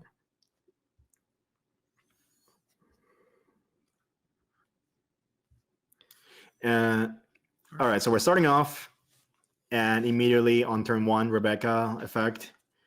Whiff. No, who do you... Wait. No. He milled Tashigi. I didn't catch the first one. Chad, who replay? No, I missed. Tashigi. No, okay. So Jonathan picked up Rebecca. That's what it was. Playing the Ezo, both just kind of doing their searcher thing early in. Yeah, Kilo. Unfortunately, that's the way the setup is. We can only see B and A right now, I believe. Yeah, thank you, Flo. Another ESO. Getting the double ESO. That's kind of good. And let's not forget this deck has the Mass Deuce. Yes, it does. Oh, hey, speaking of that, we got the speed right there.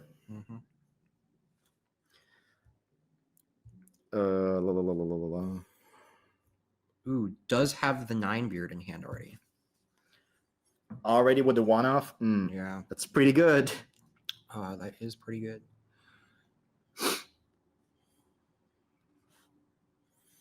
Also looks like he has a 7-cost ace in hand as well. So ace, 9-beard, pretty solid opening hand. And the Radical Beam.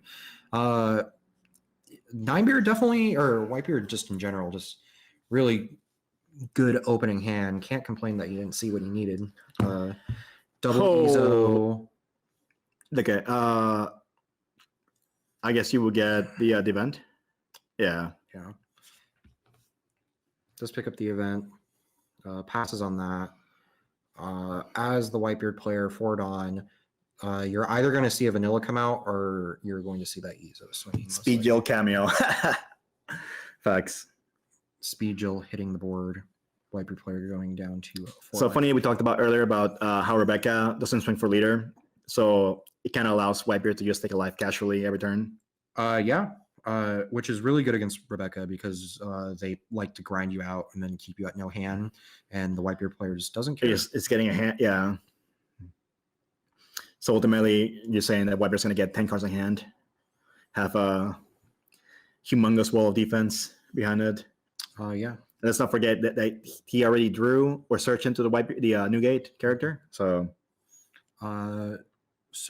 gets the Orlumbus into Leo combo to pop the Speed Jill right away.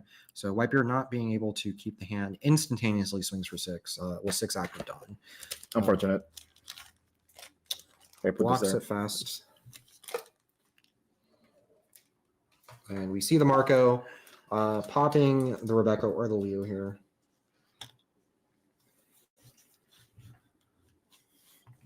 Honestly, funny enough, I think you technically are supposed to pop the Rebecca here because it makes it so they can't recycle the Leo. But still, just honestly, at the end of the day, it's probably not going to matter like too much.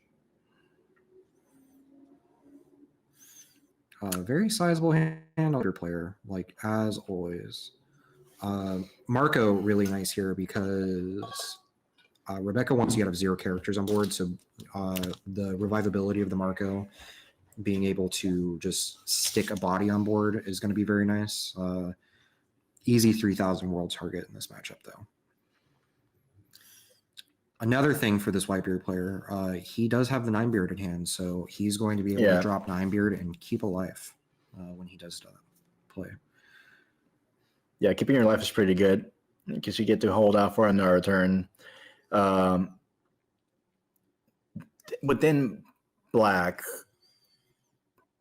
they don't have a means to get through unblockable, right? I don't believe so. To get unblockable, no. No, they will have to pop a blocker and get through it. Yes. Yeah. Double Marco. Wow. Popping that blocker. Super strong here. And then also going to be able to swing for 7 twice and leave 1 up for an event if you want it. Yeah, I think now they can easily do like a 7-7 spread nowadays. So signing a stick for 6. I think a little greedy leaving the 2 Dawn open. I think I would have gone for 7. With 2 life up, yeah. Yeah. As a reminder, Marco should have that Dawn up. We talked about this round 1. Player seems to really like to recall his Dawn every turn. He is playing a deck the same. where it doesn't matter too much, but yeah, he definitely should not be doing so. Okay.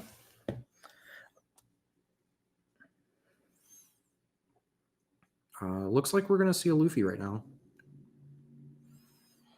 Seeing the Luffy with the stage on board. So that's going to be really good. I imagine he's going to go for some sort of board clear right now. Whitebeard leaving 2 open. Yeah, I don't know what's happening. But fortunately, like I talked about before, in this matchup, it's non-consequential. There's not going to be a need to bring a judge for this because it doesn't matter ultimately. If it was a different match, if it would have been like the C match or something, yes, I will make a judge aware of this. But right now, we're both judges ourselves. You know, we can see what's going on. We understand it, so it's not a big deal. If there's something where it matters, we'll mention it. But honestly, it doesn't really. Yeah.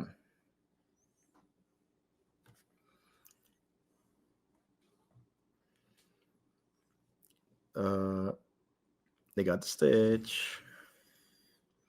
Chris Salk is on the right side of the camera. So the team is Chris Salk, Mohammed, and Kevin Shao. So that's a pretty solid team. They're all habitual toppers. Mm-hmm. Luffy going back to active and passing turn, which makes sense. You don't want your Luffy to die to an ace, so setting it active every single turn is very important. Yes, that's very smart. I imagine we're going to see the 9-beard hit board this turn. Oh, it's got the sad beard too. Yes, he does have the sad beard. Oh, I see a Fossa in there. Jokonu, sorry.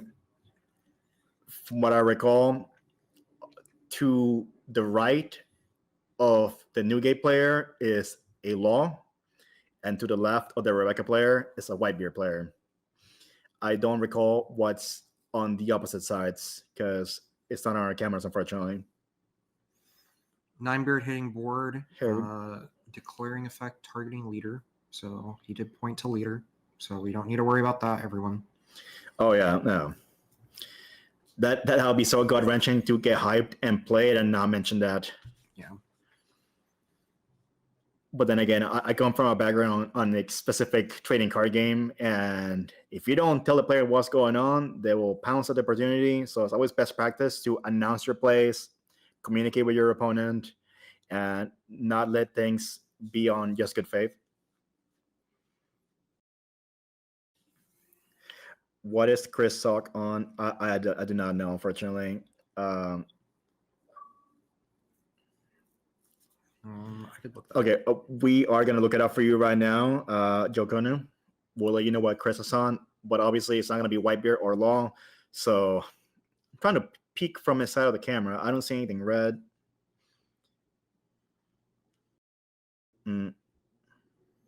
Pretend you're an episode of Yu-Gi-Oh! And narrate your play. Unfortunately, all I can do is going to be just do a Yu-Gi-Oh! Abridged.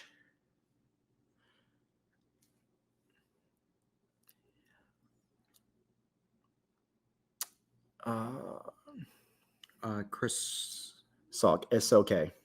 Yeah, you got him. So what's he on? I don't have him. Chris Salk.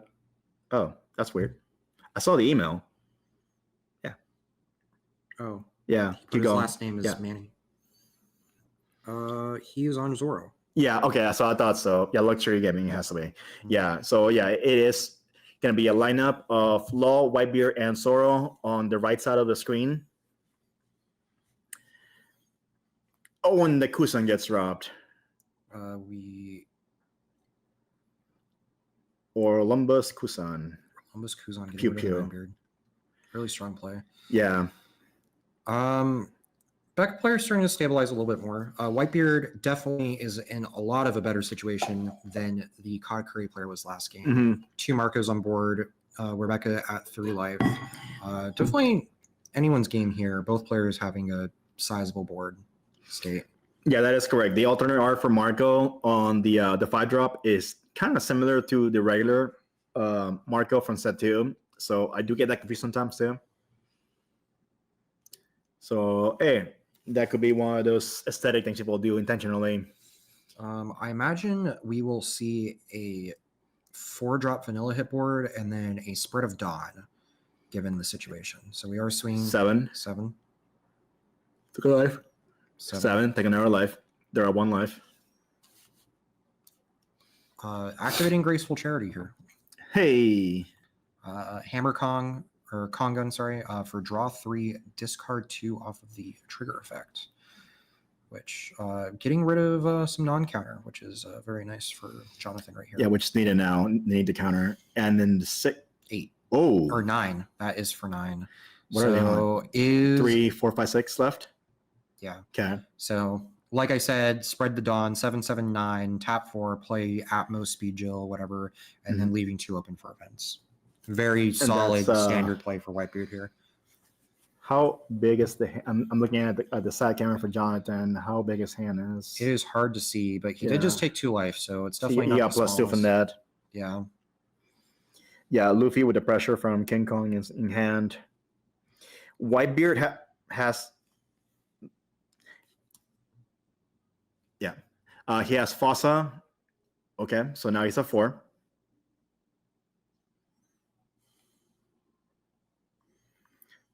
Warp's favorite move is versus Whitebeard is to end the game with 20k twice. That's a little flex. Playing a blocker and leaving 4 active Dawn. All Interesting. right, so Whitebeard player might just intend to end the game this turn, next turn. We'll see. Does have the 7-drop ace in hand though, so can go aggressive against this board next turn for sure, if anything.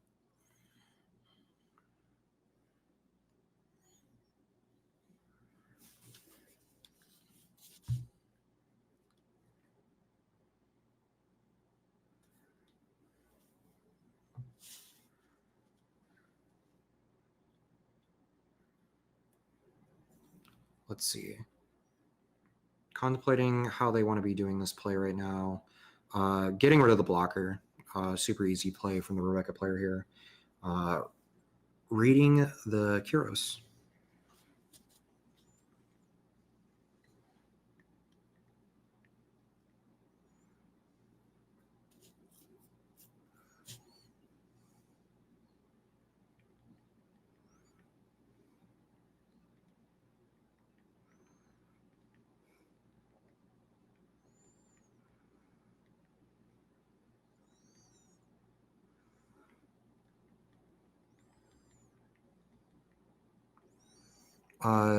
Dropping a guard point and a mask deuce to protect.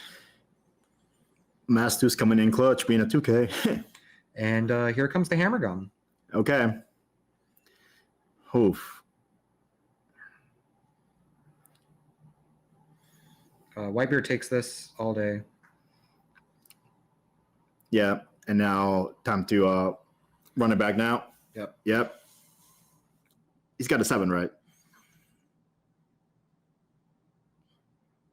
And then dropping a radical beam and guard for everything else to get out of it. It looked like Red Hawk and Radical, I believe.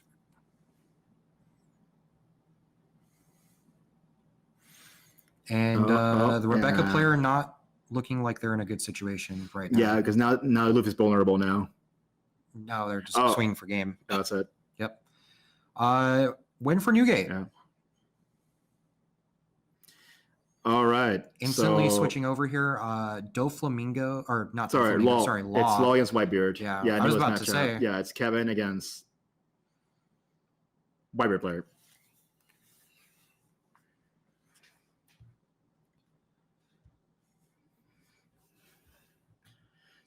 Yeah, that's a little kerfuffle. I do know that Doflamingo hates Law, but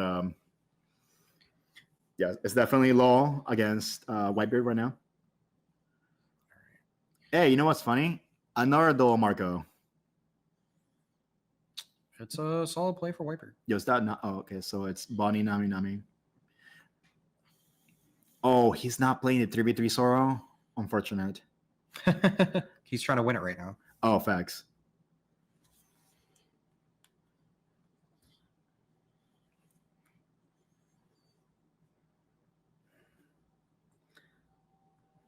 Is on the starter Nami. A lot of Law players gravitating towards that starter deck Nami this set or this format. Yo, a starter deck Nami's nice. Mm-hmm. Law player 0 life, only 1 blocker, and decent sized hand. It looks like maybe 6 or 7 cards. 1 active, maybe has the radical beam. 7 cards and red beam. Definitely something not impossible to defend against this turn with the blocker and the cards in hand. Whitebeard only has the 2 6Ks, so anybody's game really still. Yeah. Lost one of those 6 seconds come back anyways with how consistent and defensive it is. Man, but double Marco, that's a lot of pressure. does have a lot of pressure going on here. Very likely chance that he'll have to get rid of the law to defend this turn. So getting rid of that, it will be nice. Just poking for 6. Okay. Just scouting. They're full down already, so let's see what he can do. Yeah. We can't really see their hand, so maybe he has a new gate or an ace play on. Maybe has the new gate. Maybe has. I imagine we might see an ace go down, pop the or target the law, make it so that if he wants to block it, will die, and just kind of like breaking through this hand to go for a big push next turn and survive the law turn next turn.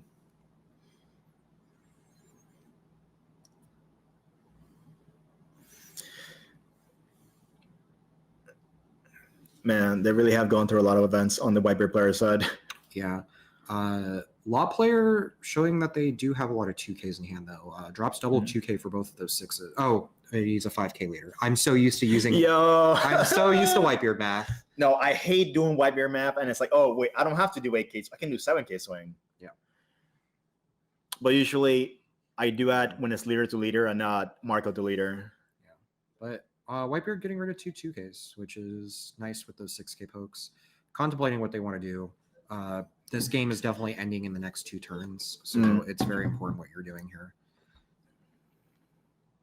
He does have the 1 down up, so I mean, there's ways he can get around that law if he really wanted to. Yeah. Ace not too bad here, honestly, if he has it. Or maybe he just wants to go big with the new gate, force the blocker out.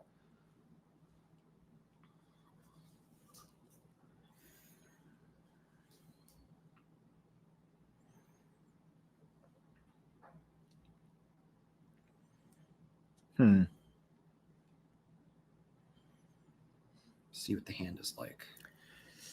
That's massive. Yeah.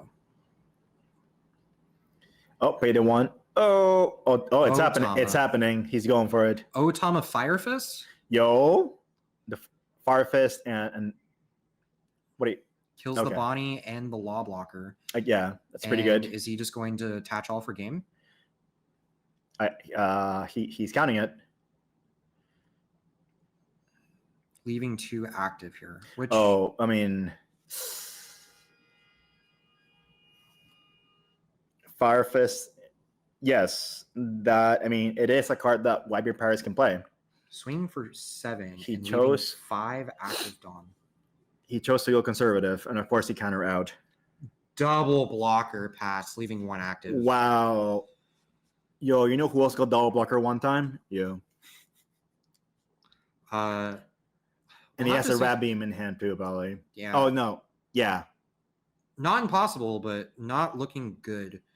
Definitely will need some sort of rush Luffy play here this turn. I think that's the only play, I think. Rush Luffy's or cycling Vistas.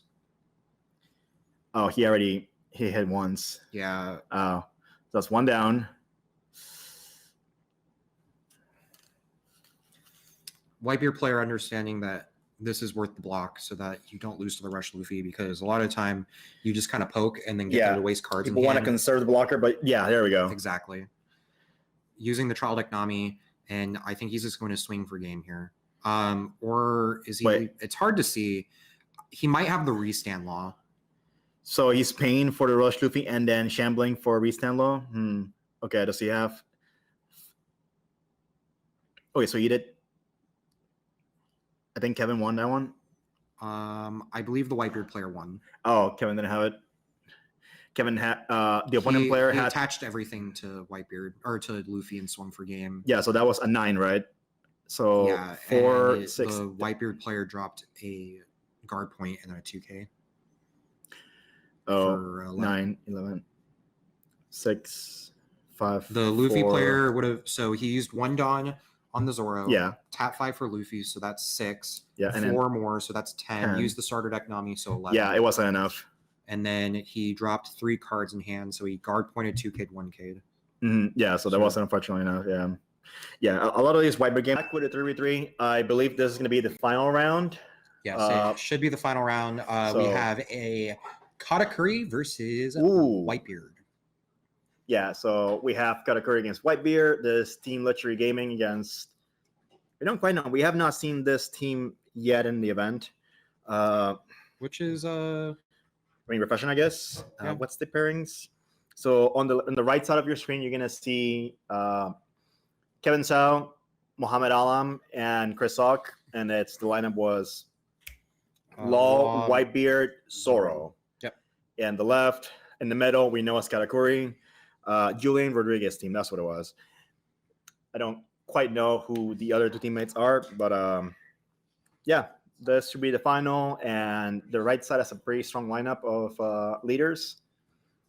So what do you think? Do you think Yellow Katakuri has got a better matchup now to Whitebeard than it did before? Its matchup is a lot more winnable than it was in set 3 for sure. Mm-hmm. I definitely don't think it's a matchup as a Katakuri player that you're like hoping for, but a good Katakuri player is you're expecting the Whitebeard matchup and you're definitely prepping for it.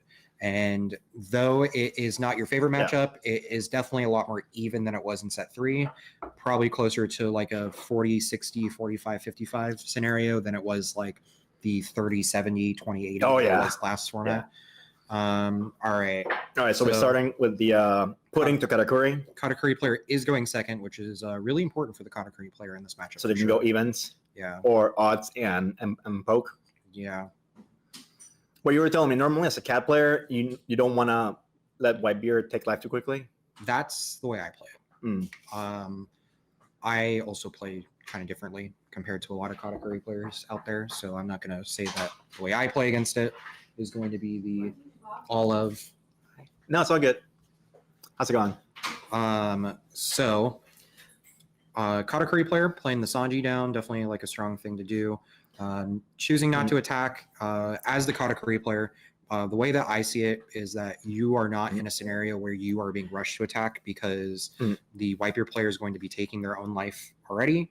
And by doing so, you put them, when you get to your Big Mom curves, you can play your Big Moms and then they still have life to trash. So you're getting value off of those still. To answer the chat, Osiris, ProPlay Games on Twitch usually has the bots available right after the event ends. However, they are subscriber only. So if you have Amazon Prime, you actually get a free subscription you can use. So if you have that account for Prime, you can immediately get subscribed and watch the video on demand right away. That is true. That's a little benefit of being a Prime member. Good shipping and a free sub. So the Katakuri player, playing Biscuit and Sanji, got the Cracker and the Sanji on board. Had the Thunderbolt. Swing for 7. Looking at the life. Oh, this is it's okay. OCD, it's fine. That little alignment of life is man, that's something else. And the Rabbit on curve. Strong plays. I can definitely see the poke for 7 there. I might have swung for 7 with the Katakuri because or no, he was not. He was at 3. No, I was going to say Cracker, but no, he's playing a different game layout. Yeah. So as long as both players are communicating with each other and it's visible, nothing's concealed, it's whatever. It's just a little obfuscating. Yeah. The way the Katakuri player has his setup is actually something that I do all the time. I'm just used to. I'll murder you. Yeah. Well, it's maybe not the sideways life. Yeah. But the leader to the side like that. Guard with Amande. Okay. Dropping the 2K. It's what you want to be doing here. It's like parking crooked. I love it. Alrighty. The resetting here. That is a nice big presence aboard by the yellow player. That's what yellow wants to be at right now. They're going wide. And leaving the Whitebeard player at 1 life. So when if he has the Big Mom on this turn right here, the Whitebeard player will be forced to trash a card. Yeah, at that point, what I need to do is be at 0, so it doesn't matter. But yeah, so not attacking the entire game and then creating a board presence. You play cat to put. Oh, okay. Putting the thatch on the top or the bottom here. Doing so against Whitebeard isn't the worst thing. A lot of the time, you kind of want to avoid putting life out, but getting the body, removing their big body, and as Whitebeard, they are going to be taking life. That's a lot of big bodies there. And then yet again, like I said, next turn if he has the 10-drop Big Mom, that's a card that he trashes anyways. Yeah.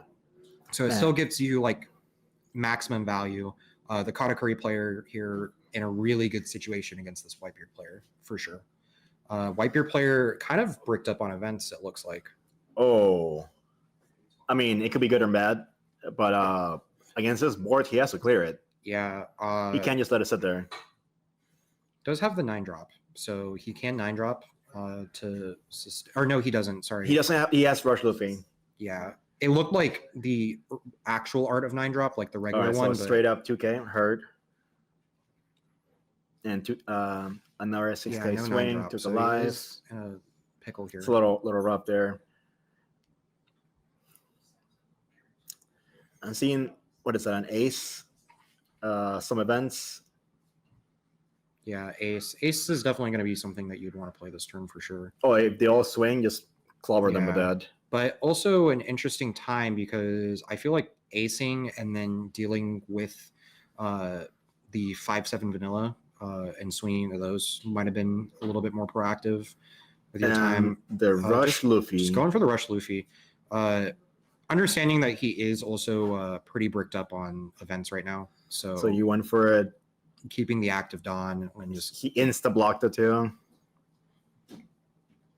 Yeah, well, when you have the he wants to block here because he wants to play something without having to kill something anyways. Yeah, you want to make room. And then the pudding is he could lose a pudding. And you don't want to lose your blocker. You want to get some utilization out of it. The blocker is going to be the first thing that gets popped. We do know that the Whitebeard player is on. Oh wait, no, that was last match. I'm missing the Whitebeard players. But you are scared of like the Otama Marco play. You want to absolutely. Swinging 6 at the Luffy here, getting cards out of the hand, wasting the guard point here. Definitely a really good position to be in. I imagine we're going to see 7 at that Luffy again, and then a Big Mom hit the board.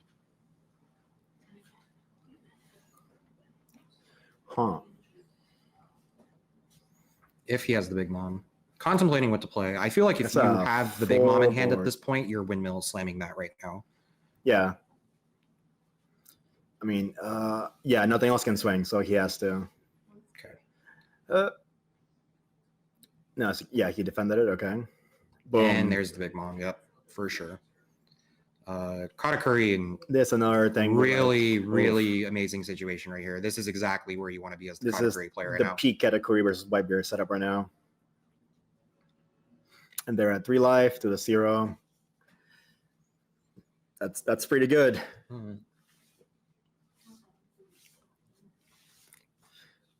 And Whitebeard player has seen no Marcos, doesn't have the takes the life, no new trigger. Gate.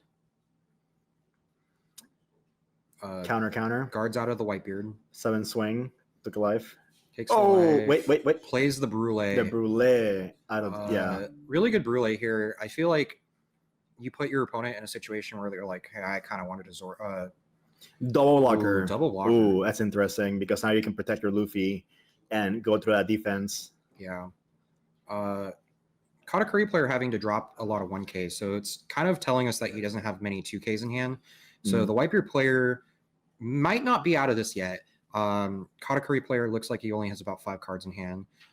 Against double blocker as well, might not be able to, especially at the 5 active. The Whitebeard player definitely has shown this entire game that he has the guard. He didn't have the aggro this game, but he definitely has the guard for it. So yeah, no, he has all these events and this backdrop here. So double blocker, a handful of events. The Katakuri player definitely still needs to break through this somehow. Yeah, I think the tides have turned a little bit now that we know the information that he has.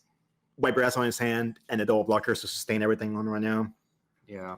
And though the Brûlée, unblockable Luffy is definitely a menace. It should be against the rules to put your leaders where the Kata player has it. So we have an official way to place cards.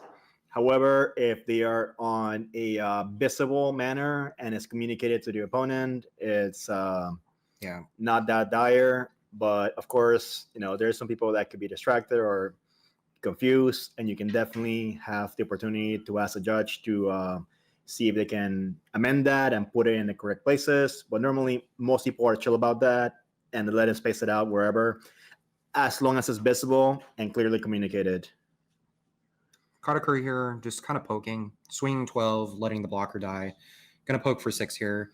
I imagine we're gonna see like some 8s and some maybe a 10. Wouldn't you rather wait for the big hits for blocker? Well, you want to poke the 8s against Whitebeard for sure. So swinging 12, swinging 8s, you're attacking. That big mom was going to eat a blocker no matter what. So getting the blocker out of the way pretty fast. The Katakuri player, after getting rid of that one blocker, very well could have had a Thunderbolt to be able to Thunderbolt the last one and then jam everything on the Katakuri, you know, which is exactly what is happening right now. Thunderbolts, and then you, in this situation, you've committed to game at this point. So you definitely leave 1 or 2 open for your leader, and then you put the rest on the 8-drop Katakuri.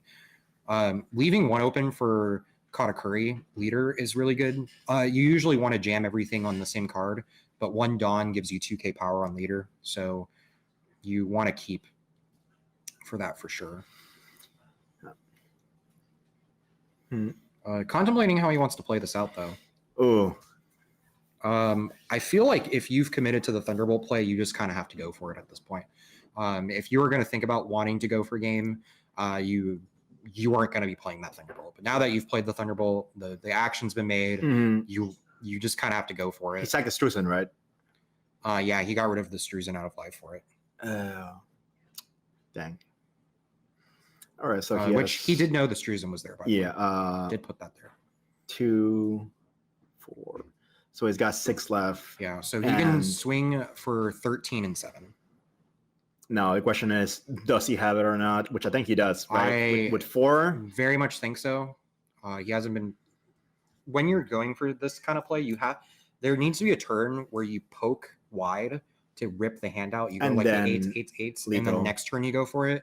I feel like the Katakuri player might have rushed it a little bit. It was 1 turn too early because... But we can't see the Katakuri player's hand. He might have been in a situation where he was like, I'm not surviving next turn. I mean, that is a fair assessment. That can happen a lot of times. Like, you have to make the play and hope they don't have it. But we kind of know what the opponent has. So I think they can survive this. Yeah. I'm going to vague I'm curious what the Katakuri player's hand is, though, to have been like 1 life, a blocker in hand, like 5 to 6 cards in hand to make him think I'm not surviving next turn, you know, especially knowing that. All right, here he comes. He's doing 8. 8. Okay. So it's going to be a shoot. Gets the Red Hawk, pops the Brule. Oh, that's pretty good. That's pretty good. And the rest, the 4, 12, right? Oh, no events or no counter. Yeah. Wow. Definitely. Yeah. You just had to go for it for sure. Only 3 cards in hand. Yeah. He was forced to do it, unfortunately. Really good game. Showcases a good point of the Whitebeard player one. Yeah. Okay. Yeah. Damn. Yeah. Seeing those big moms back to back, that's disheartening sometimes. Yeah. But he had to go for game because he had no more gas left in there. And yeah, so that's one of the games. That's the middle game. We still got 2 more games to unfold with both sides. Newgate won because the Katakuri player couldn't get over. So now we are... Whoa! Wowzy. What is happening Nami. Here? Yo, hold on. I was not expecting for us to pan over to see you saw a little pause on the chat. Katakuri does not need to view a life to get in the 1K. No, he does not. That is a little bonus that it can do. That is not a requirement. It can peak for nothing, you could say. Correct. Yeah. All right, so now we're seeing a Nami in the finals. Yeah, that's really cool. Yeah, so right now, Team Luxury Gaming is 1 up. So we'll see how this Nami player does against Law. Oh, that's a lot of loss. Am I seeing 3 loss on a Zora? Yeah. Oof. That's the way to do it against Nami. You have to be as aggressive as possible. Nami player not looking like they have many cards left in deck. Definitely less than 10. That's not... Yeah, that's pretty good. Law player going for game here. Nami player has 4 active Dawn. It can really go either way. 1 life left, 4 active Dawn, some cards in hand. I have seen Nami players mill out their hand. He already played he played 3 Kayas? That's crazy. Zora player swinging, you're obviously instantly taking this. You're either can fully mill out, or you're not going to be able to mill Wait, out. is this the Nami player turn? Oof. Doesn't have it, unfortunately. No? Oh, wow. Or did he have it? Oh, wait. Oh, I think he milled out with the Yeah. yes, he had it. He milled out with Yo. the gavels. Crazy. Gavels, Yeah. insane. So we're 1-1, and unfortunately, I don't know if we have a view of the third game.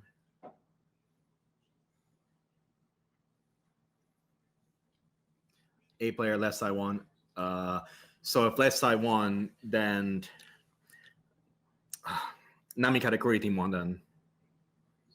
Nami Katakuri team win. Is that true? Players packing up. We're confirming right now, but man. Yeah, so Yeah, but definitely Nami won that game, right? So Nami definitely won that game. The double gavel to mill out. That's wild. It happens. To be expected, honestly, against Nami. Yo, you know who wanted to play Nami at this event? Probably Trevor. Garrett. Or Trevor. Sorry, not Garrett. Trevor. Garrett. Yeah, that sounds like a Man. Garrett thing they want to do. But he did the gum switch and didn't play it. I was surprised he didn't do the gum switch into Whitebeard. I know, right?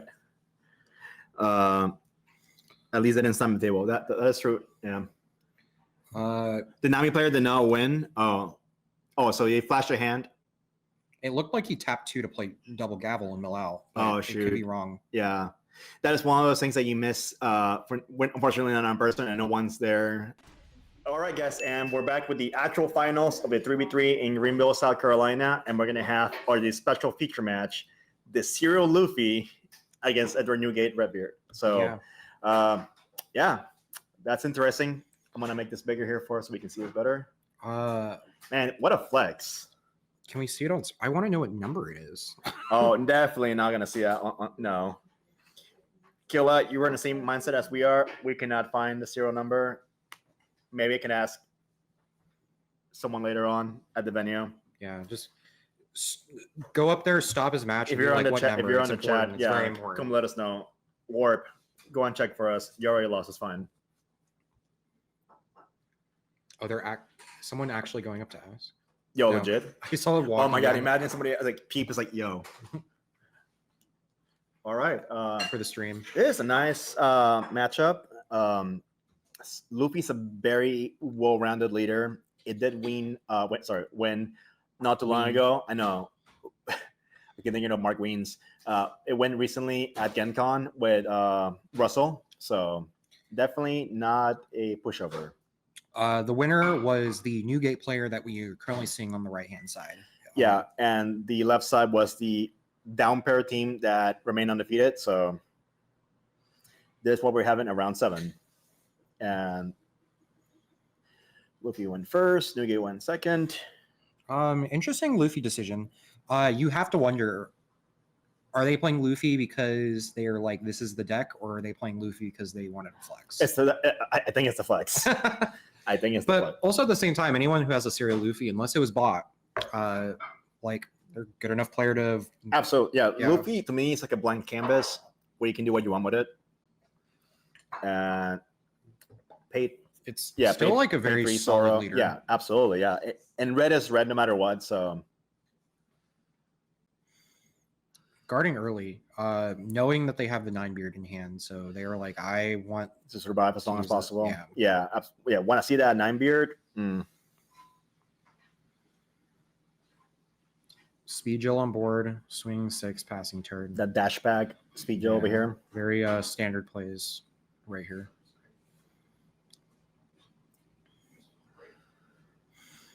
Luffy player going down to pretty low hand, went first already, so didn't get the draw for turn, starting Nami with and then 5. guarding. 4.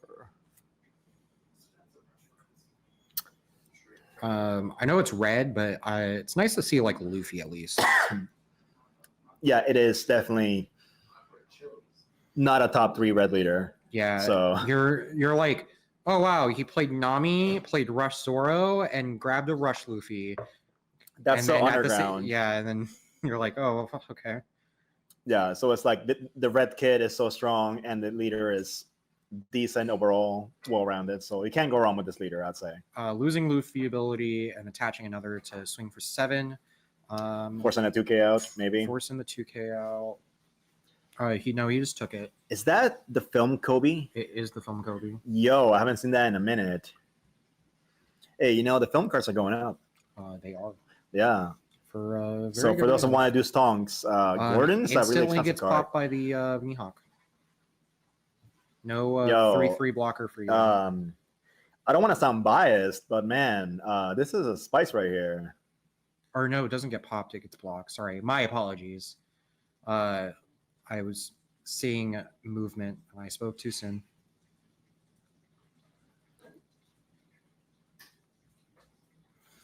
Oh, that's cute. So just swing, play thatch, pass. We're seeing very like standard Whitebeard plays. Yeah, they're playing on curve. Just playing their curve out, getting some bodies on board. Uh-huh. Luffy doing a good job staying at 5 life though. So definitely where they want to be right now. Hand does not look the largest though, but I'm seeing the Newgate, some Josu. I think we're all seeing blurs here, so yeah, bear with us, please. Minusing the speed Jill with the Otama here, so getting that Luffy ability. That's 7. Okay. I feel like you almost always want to take it when they reduce what Otama or Gordon, because ultimately, if you guard it, you have to commit to it and guard every attack after that too. Yeah. Anytime that someone's swinging at you for less than 6K in Whitebeard, it just feels bad. Mm-hmm. So you don't want to like fall in the trap and start wasting a bunch of hand to defend. So right, you just kind of have to let the guy die. You got the thatch on board still, like yeah. A 4/6 is not the most important thing in the world to keep on board at this state in the game. You have a bunch of other plays. You can get an ace in rotation this turn. You can still get another 4/7 or 4/6.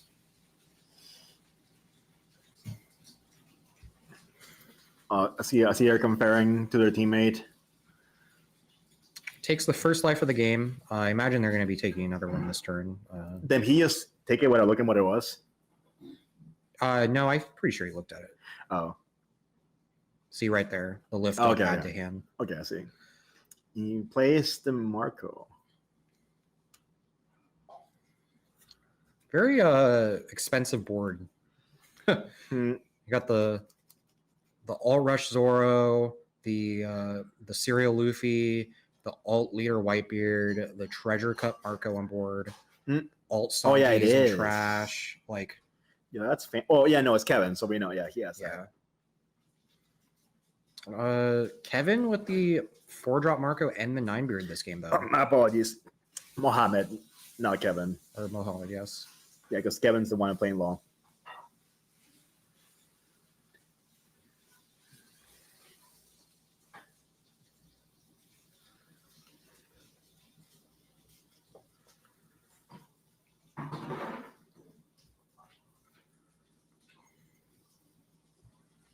Luffy thinking about what to do.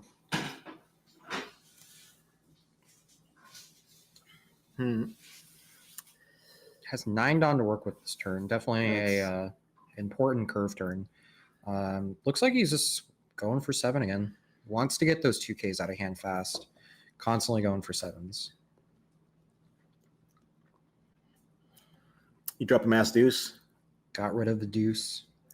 And we have not seen Mass Deuce get actual play in the 4 rounds we've seen him play. But oh well, yeah, I mean, it happens. Sometimes you just never play the card. 2Ks are 2Ks. Exactly. Like some people play the ulti and the page 1 for the combo, but a lot of times they just counter. Rush Luffy for 8. Ooh. Popping the Nami. That is the Searcher Nami, right? So yeah, that is Searcher Nami. Not that useful once it's already played for this leader. Well, whenever you're playing against red, the searchers can be dangerous because you never know when you're going to get hit with like a triple Makino play. So that is Makino is pretty good. Makino's a Siri card. Just rushing, getting these attacks in. Mohammed right here protecting that last life because we do know that he has the 9-beard in hand. So definitely wanted to save those. I imagine Mohammed's going to start going for board. Get swing 8 into that rush So many Luffy. 2Ks. Yep. Yeah, because he can go 8 twice, and I Mhm. imagine both of those 8s are going to go into a rush Luffy, because Tommy's hand is looking pretty low right now. Only Yeah, 4 4. cards. Yeah, 4 cards in hand. This is a really good point for the Newgate player to really just clean up board. So the first 8, yeah. So I believe the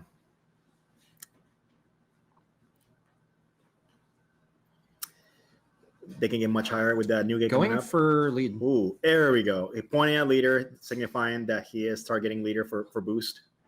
And swing 8. Yeah, Mohammed just going like, I'm not even going to bother with board right now. I'm going for face. I'm trying to end this game fast. Well, that's pretty. Ooh, the 0 cost. What's he dropping? A Vista? Puts him to 9K or 8K. Still, And there we go for my Whitebeard math all the time still. But yes, but the extra 1K goes to 9K. Only to that would put him to 2 cards in hand. So draws back to 3. All right, so we're on the reset now. Whitebeard with 1 life and 1 done left, which could be. I haven't peaked enough. He might have. I think he has wrapping probably, or he has a really good poker face.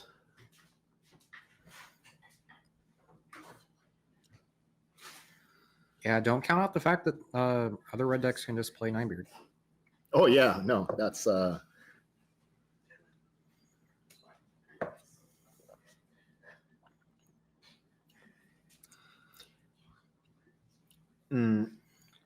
Definitely in an awkward situation here, because you can't really commit too much into swinging without wasting a lot of Dawn, but your board's already pretty sizable. Yeah. So they have 2 unblockables on board. And they have the blocker Luffy. It comes with a 9. Swinging for 9 at the 8. Yet again, just I'm going to make you forcing a 2K. Give me those 2Ks. I want all your 2Ks. 2Ks. Oh, that's expensive. Did he drop 2 2Ks? Yes, he dropped 2 deuces. Your leader is at 8. You did not need to do that. Unfortunate. Oh, wait, did Chris catch it? It doesn't matter. He's looking at he already dropped it. Yeah, it's a legal action. So, oh no, that is relatable, I'd say. Unfortunate. It does happen sometimes when you're doing the math. Now we'll see in a few if this comes back to haunt them on this game or even the match itself. Yeah, imagine being 2K off after doing a play like You only drop 1 2K? Okay. Thank you for confirming that, Fiesta. All right. Man, we were sweating bullets thinking that he dropped 2 cards. He dropped 2 Yeah. Hey, again, we're on our potato computer over here in Florida, so we apologize for that. Man, we got like, holy moly, did this really happen? But thankfully, you guys cleared it up for us. The last one was on the attack before. Thank you, Fiesta. Appreciate it. See, Fiddlesticks also thought so too. So like, we're not crazy. Oh, that is a big Luffy. Defends the Thatch, drops the Radical and a 2K. Oh. Mohammed saw all 3 1-ofs this game. Yo! It's that that's pretty good. Whitebeard diff right there. And he has no more Dawn left to play, so yeah. Nothing else he has is playable. Interesting position for Mohammed though. Now, his hand's probably not that for that 7. I can't see how large his hand is because it's not in camera, but he's been dropping a lot of guard this game, so I imagine it's not as large as you would expect it to be. And you are looking at the face of 2 rush Luffys. Yeah. Oh. Yeah, he's aware. He was like, I need to go for game right now. Yeah, this is the play. And he... Yep. Yeah. Can we get much higher? GG's by Mohammed. Whitebeard wins yet again. Yeah. Some comments from the Twitch chat. Pre-nerf Whitebeard right now. For a clearance on what happened with the Mass Deuce, and I quote, he was thinking of dropping the Josu, then forgot Josu had rush, so he second guessed it and then dropped Deuce. And that's okay, it happens. OP in a nutshell, just draw better. All right, so now we are at, is this the Dofi? Yeah. Yeah, so we have Dofi versus Law. This is a really cool matchup. There's like a lot of different implications between the game. For the Law player, you really need to see Rush Luffy. So they're both at 1 life, and there's a matchup that I saw between Fern at Knoxville for top 32. Yeah. And Firm pulled it off by going Rush Luffy. Restand Law. Rush Luffy. So it is definitely one way to get around. Yeah. Dofi player has a 10 drop on board, so his Ori stun board, and then he has gold to draw. I think he has 2 active, so he can shambles maybe. I believe he has 2 active. He has 3 active. Swinging into gold, definitely need to get rid of that card because that's just an insane draw engine. That's also a sizable attacker every turn. All that just for guild? Yeah, he deserves it. Lets the guild die, obviously. Swapping back the Otama for a chopper. Is he gonna shambles anything? No. Oh no. Is this a habit of this team to do this? Because they're putting back your Dawn to rest. I mean, wait, did he shambles Otama? No, he picked. Because the Otama is not the top card in his trash. Can we verify that he did not shambles a red card for another red card? Because it very much looked like he just did that. He took back Otama. Yeah, he cannot play pick up Otama for Chopper. Let me just verify.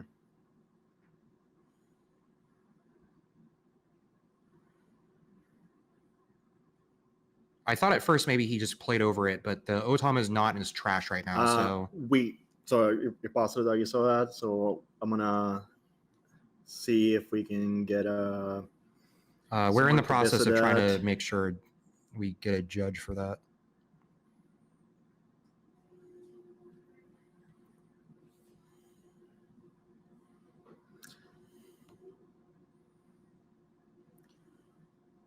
Standard, then pay 1 for chop on. Shambles didn't pay. He chose to pay nothing. So. He shambles, picked up, played nothing, tapped 1 for chopper. So. Okay. All right. False alarm. False alarm. It's just that it's such a fast-paced game that you want to catch it immediately.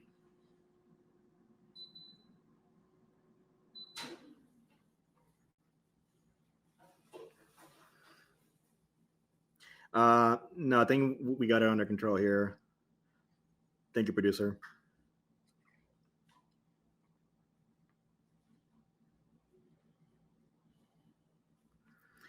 Always thank you, Chad, for being supportive and helping us. We have the potato computer. Yeah. Whoa. My Asus is good. Yeah. It's just that we're across, The only thing we're seeing is an Otama not on field and a chopper there. So we were just trying to make sure everything's in the up and up.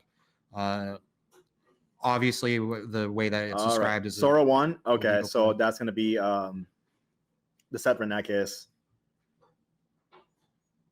Yeah, so are you still playing? They might still want to play it out, but they have already won. Yeah. So from what I'm hearing, Chris Salk won his side of the match, and obviously we saw Whitebeard win with Mohammed. So I think they're just playing this out for funsies. But it's still a really cool matchup, so I'm always down to seeing half of Kevin Shao's head.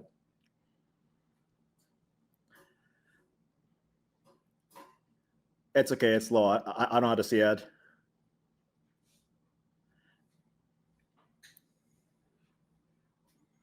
It's fine. But yeah. Going 3-0 against your opponents helps your tiebreakers.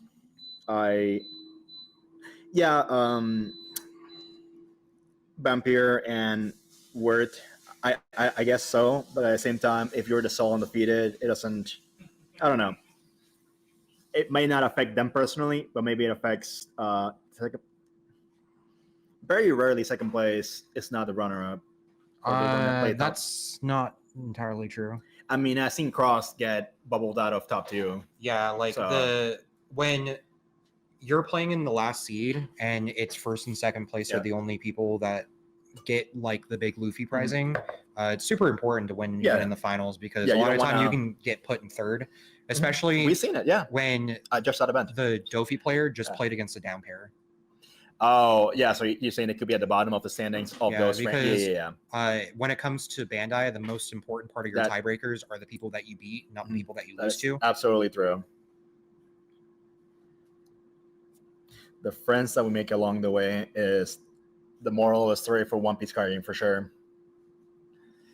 Also, it's never a bad thing to watch a good game between Kevin and an interesting deck. So Yeah. I always welcome this. We see the Sugar hit the board, resting the blocker Chopper. Really solid against the Law player right here. Sugar being super important for the matchup. So another comment from the Twitch chat. In Monroeville, the second place team had the same OMW, so they had to go to the team game wins. So it does matter. I mean, you're there for fun anyway, so the later you lose, the better. Absolutely. Oh, 100%. Yeah, it means you have a heavier. Because the later you lose, the density of players that you start playing against. Mm-hmm. Because after round 4, you're playing against people that haven't lost a single game. Exactly. And then after that point, like the density of the better matched up players for tiebreakers is going to continually be good. And players who their first loss is in round 4 or 5 or something like that in a long stream event is going to tend to be better. And there's a lot of flex in these arts. The less you lose, the better. Yes, correct, right. The less you lose is also the better. Yeah. Just don't lose. We should have told to Garrett. Yeah. Dang. I mean, Garrett did lose. Yeah, he did lose. His teammates. No, he lost too. Oh, he lost. He lost one match. Yeah. Unfortunate. You can't go undefeated every time. Happens. But yeah, Green Purple Dofi. I do like that it's getting play and it's being in top tables. I don't know how much further it can go in the next set, but it is definitely an interesting leader to look at because of its ability to withstand 2 Dawns and have them be active and ready for any defense that you might have. Dofi player looks like they only have 1 card in hand. About to get 2. Mm-hmm. And the Sugar has not been rested yet, so they have not played a card. They're making sure to attack with everything that matters first. Like you should. Sugar is mandatory and can rest anything. Mm-hmm. Anything. So whatever the Law player plays here can immediately be rested. Based on commentary, I think going undefeated might be good. Can someone confirm? Well, I mean, playing in hard mode is fun. So if you want to go ahead and lose round 1 right away. No, you can't do it on straight to standings. So it's maybe on a best of 3 top cut, maybe. Because you can definitely edge out losing round 1 and make top 16 or 32 and then win the whole thing, which has happened in the past. And it looks like...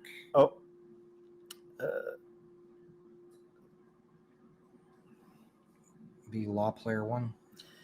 And that's a 3-0, I believe. Yep. Thank you, the Blosmo. Yeah, so a sweep 3-0 by Luxury Gaming.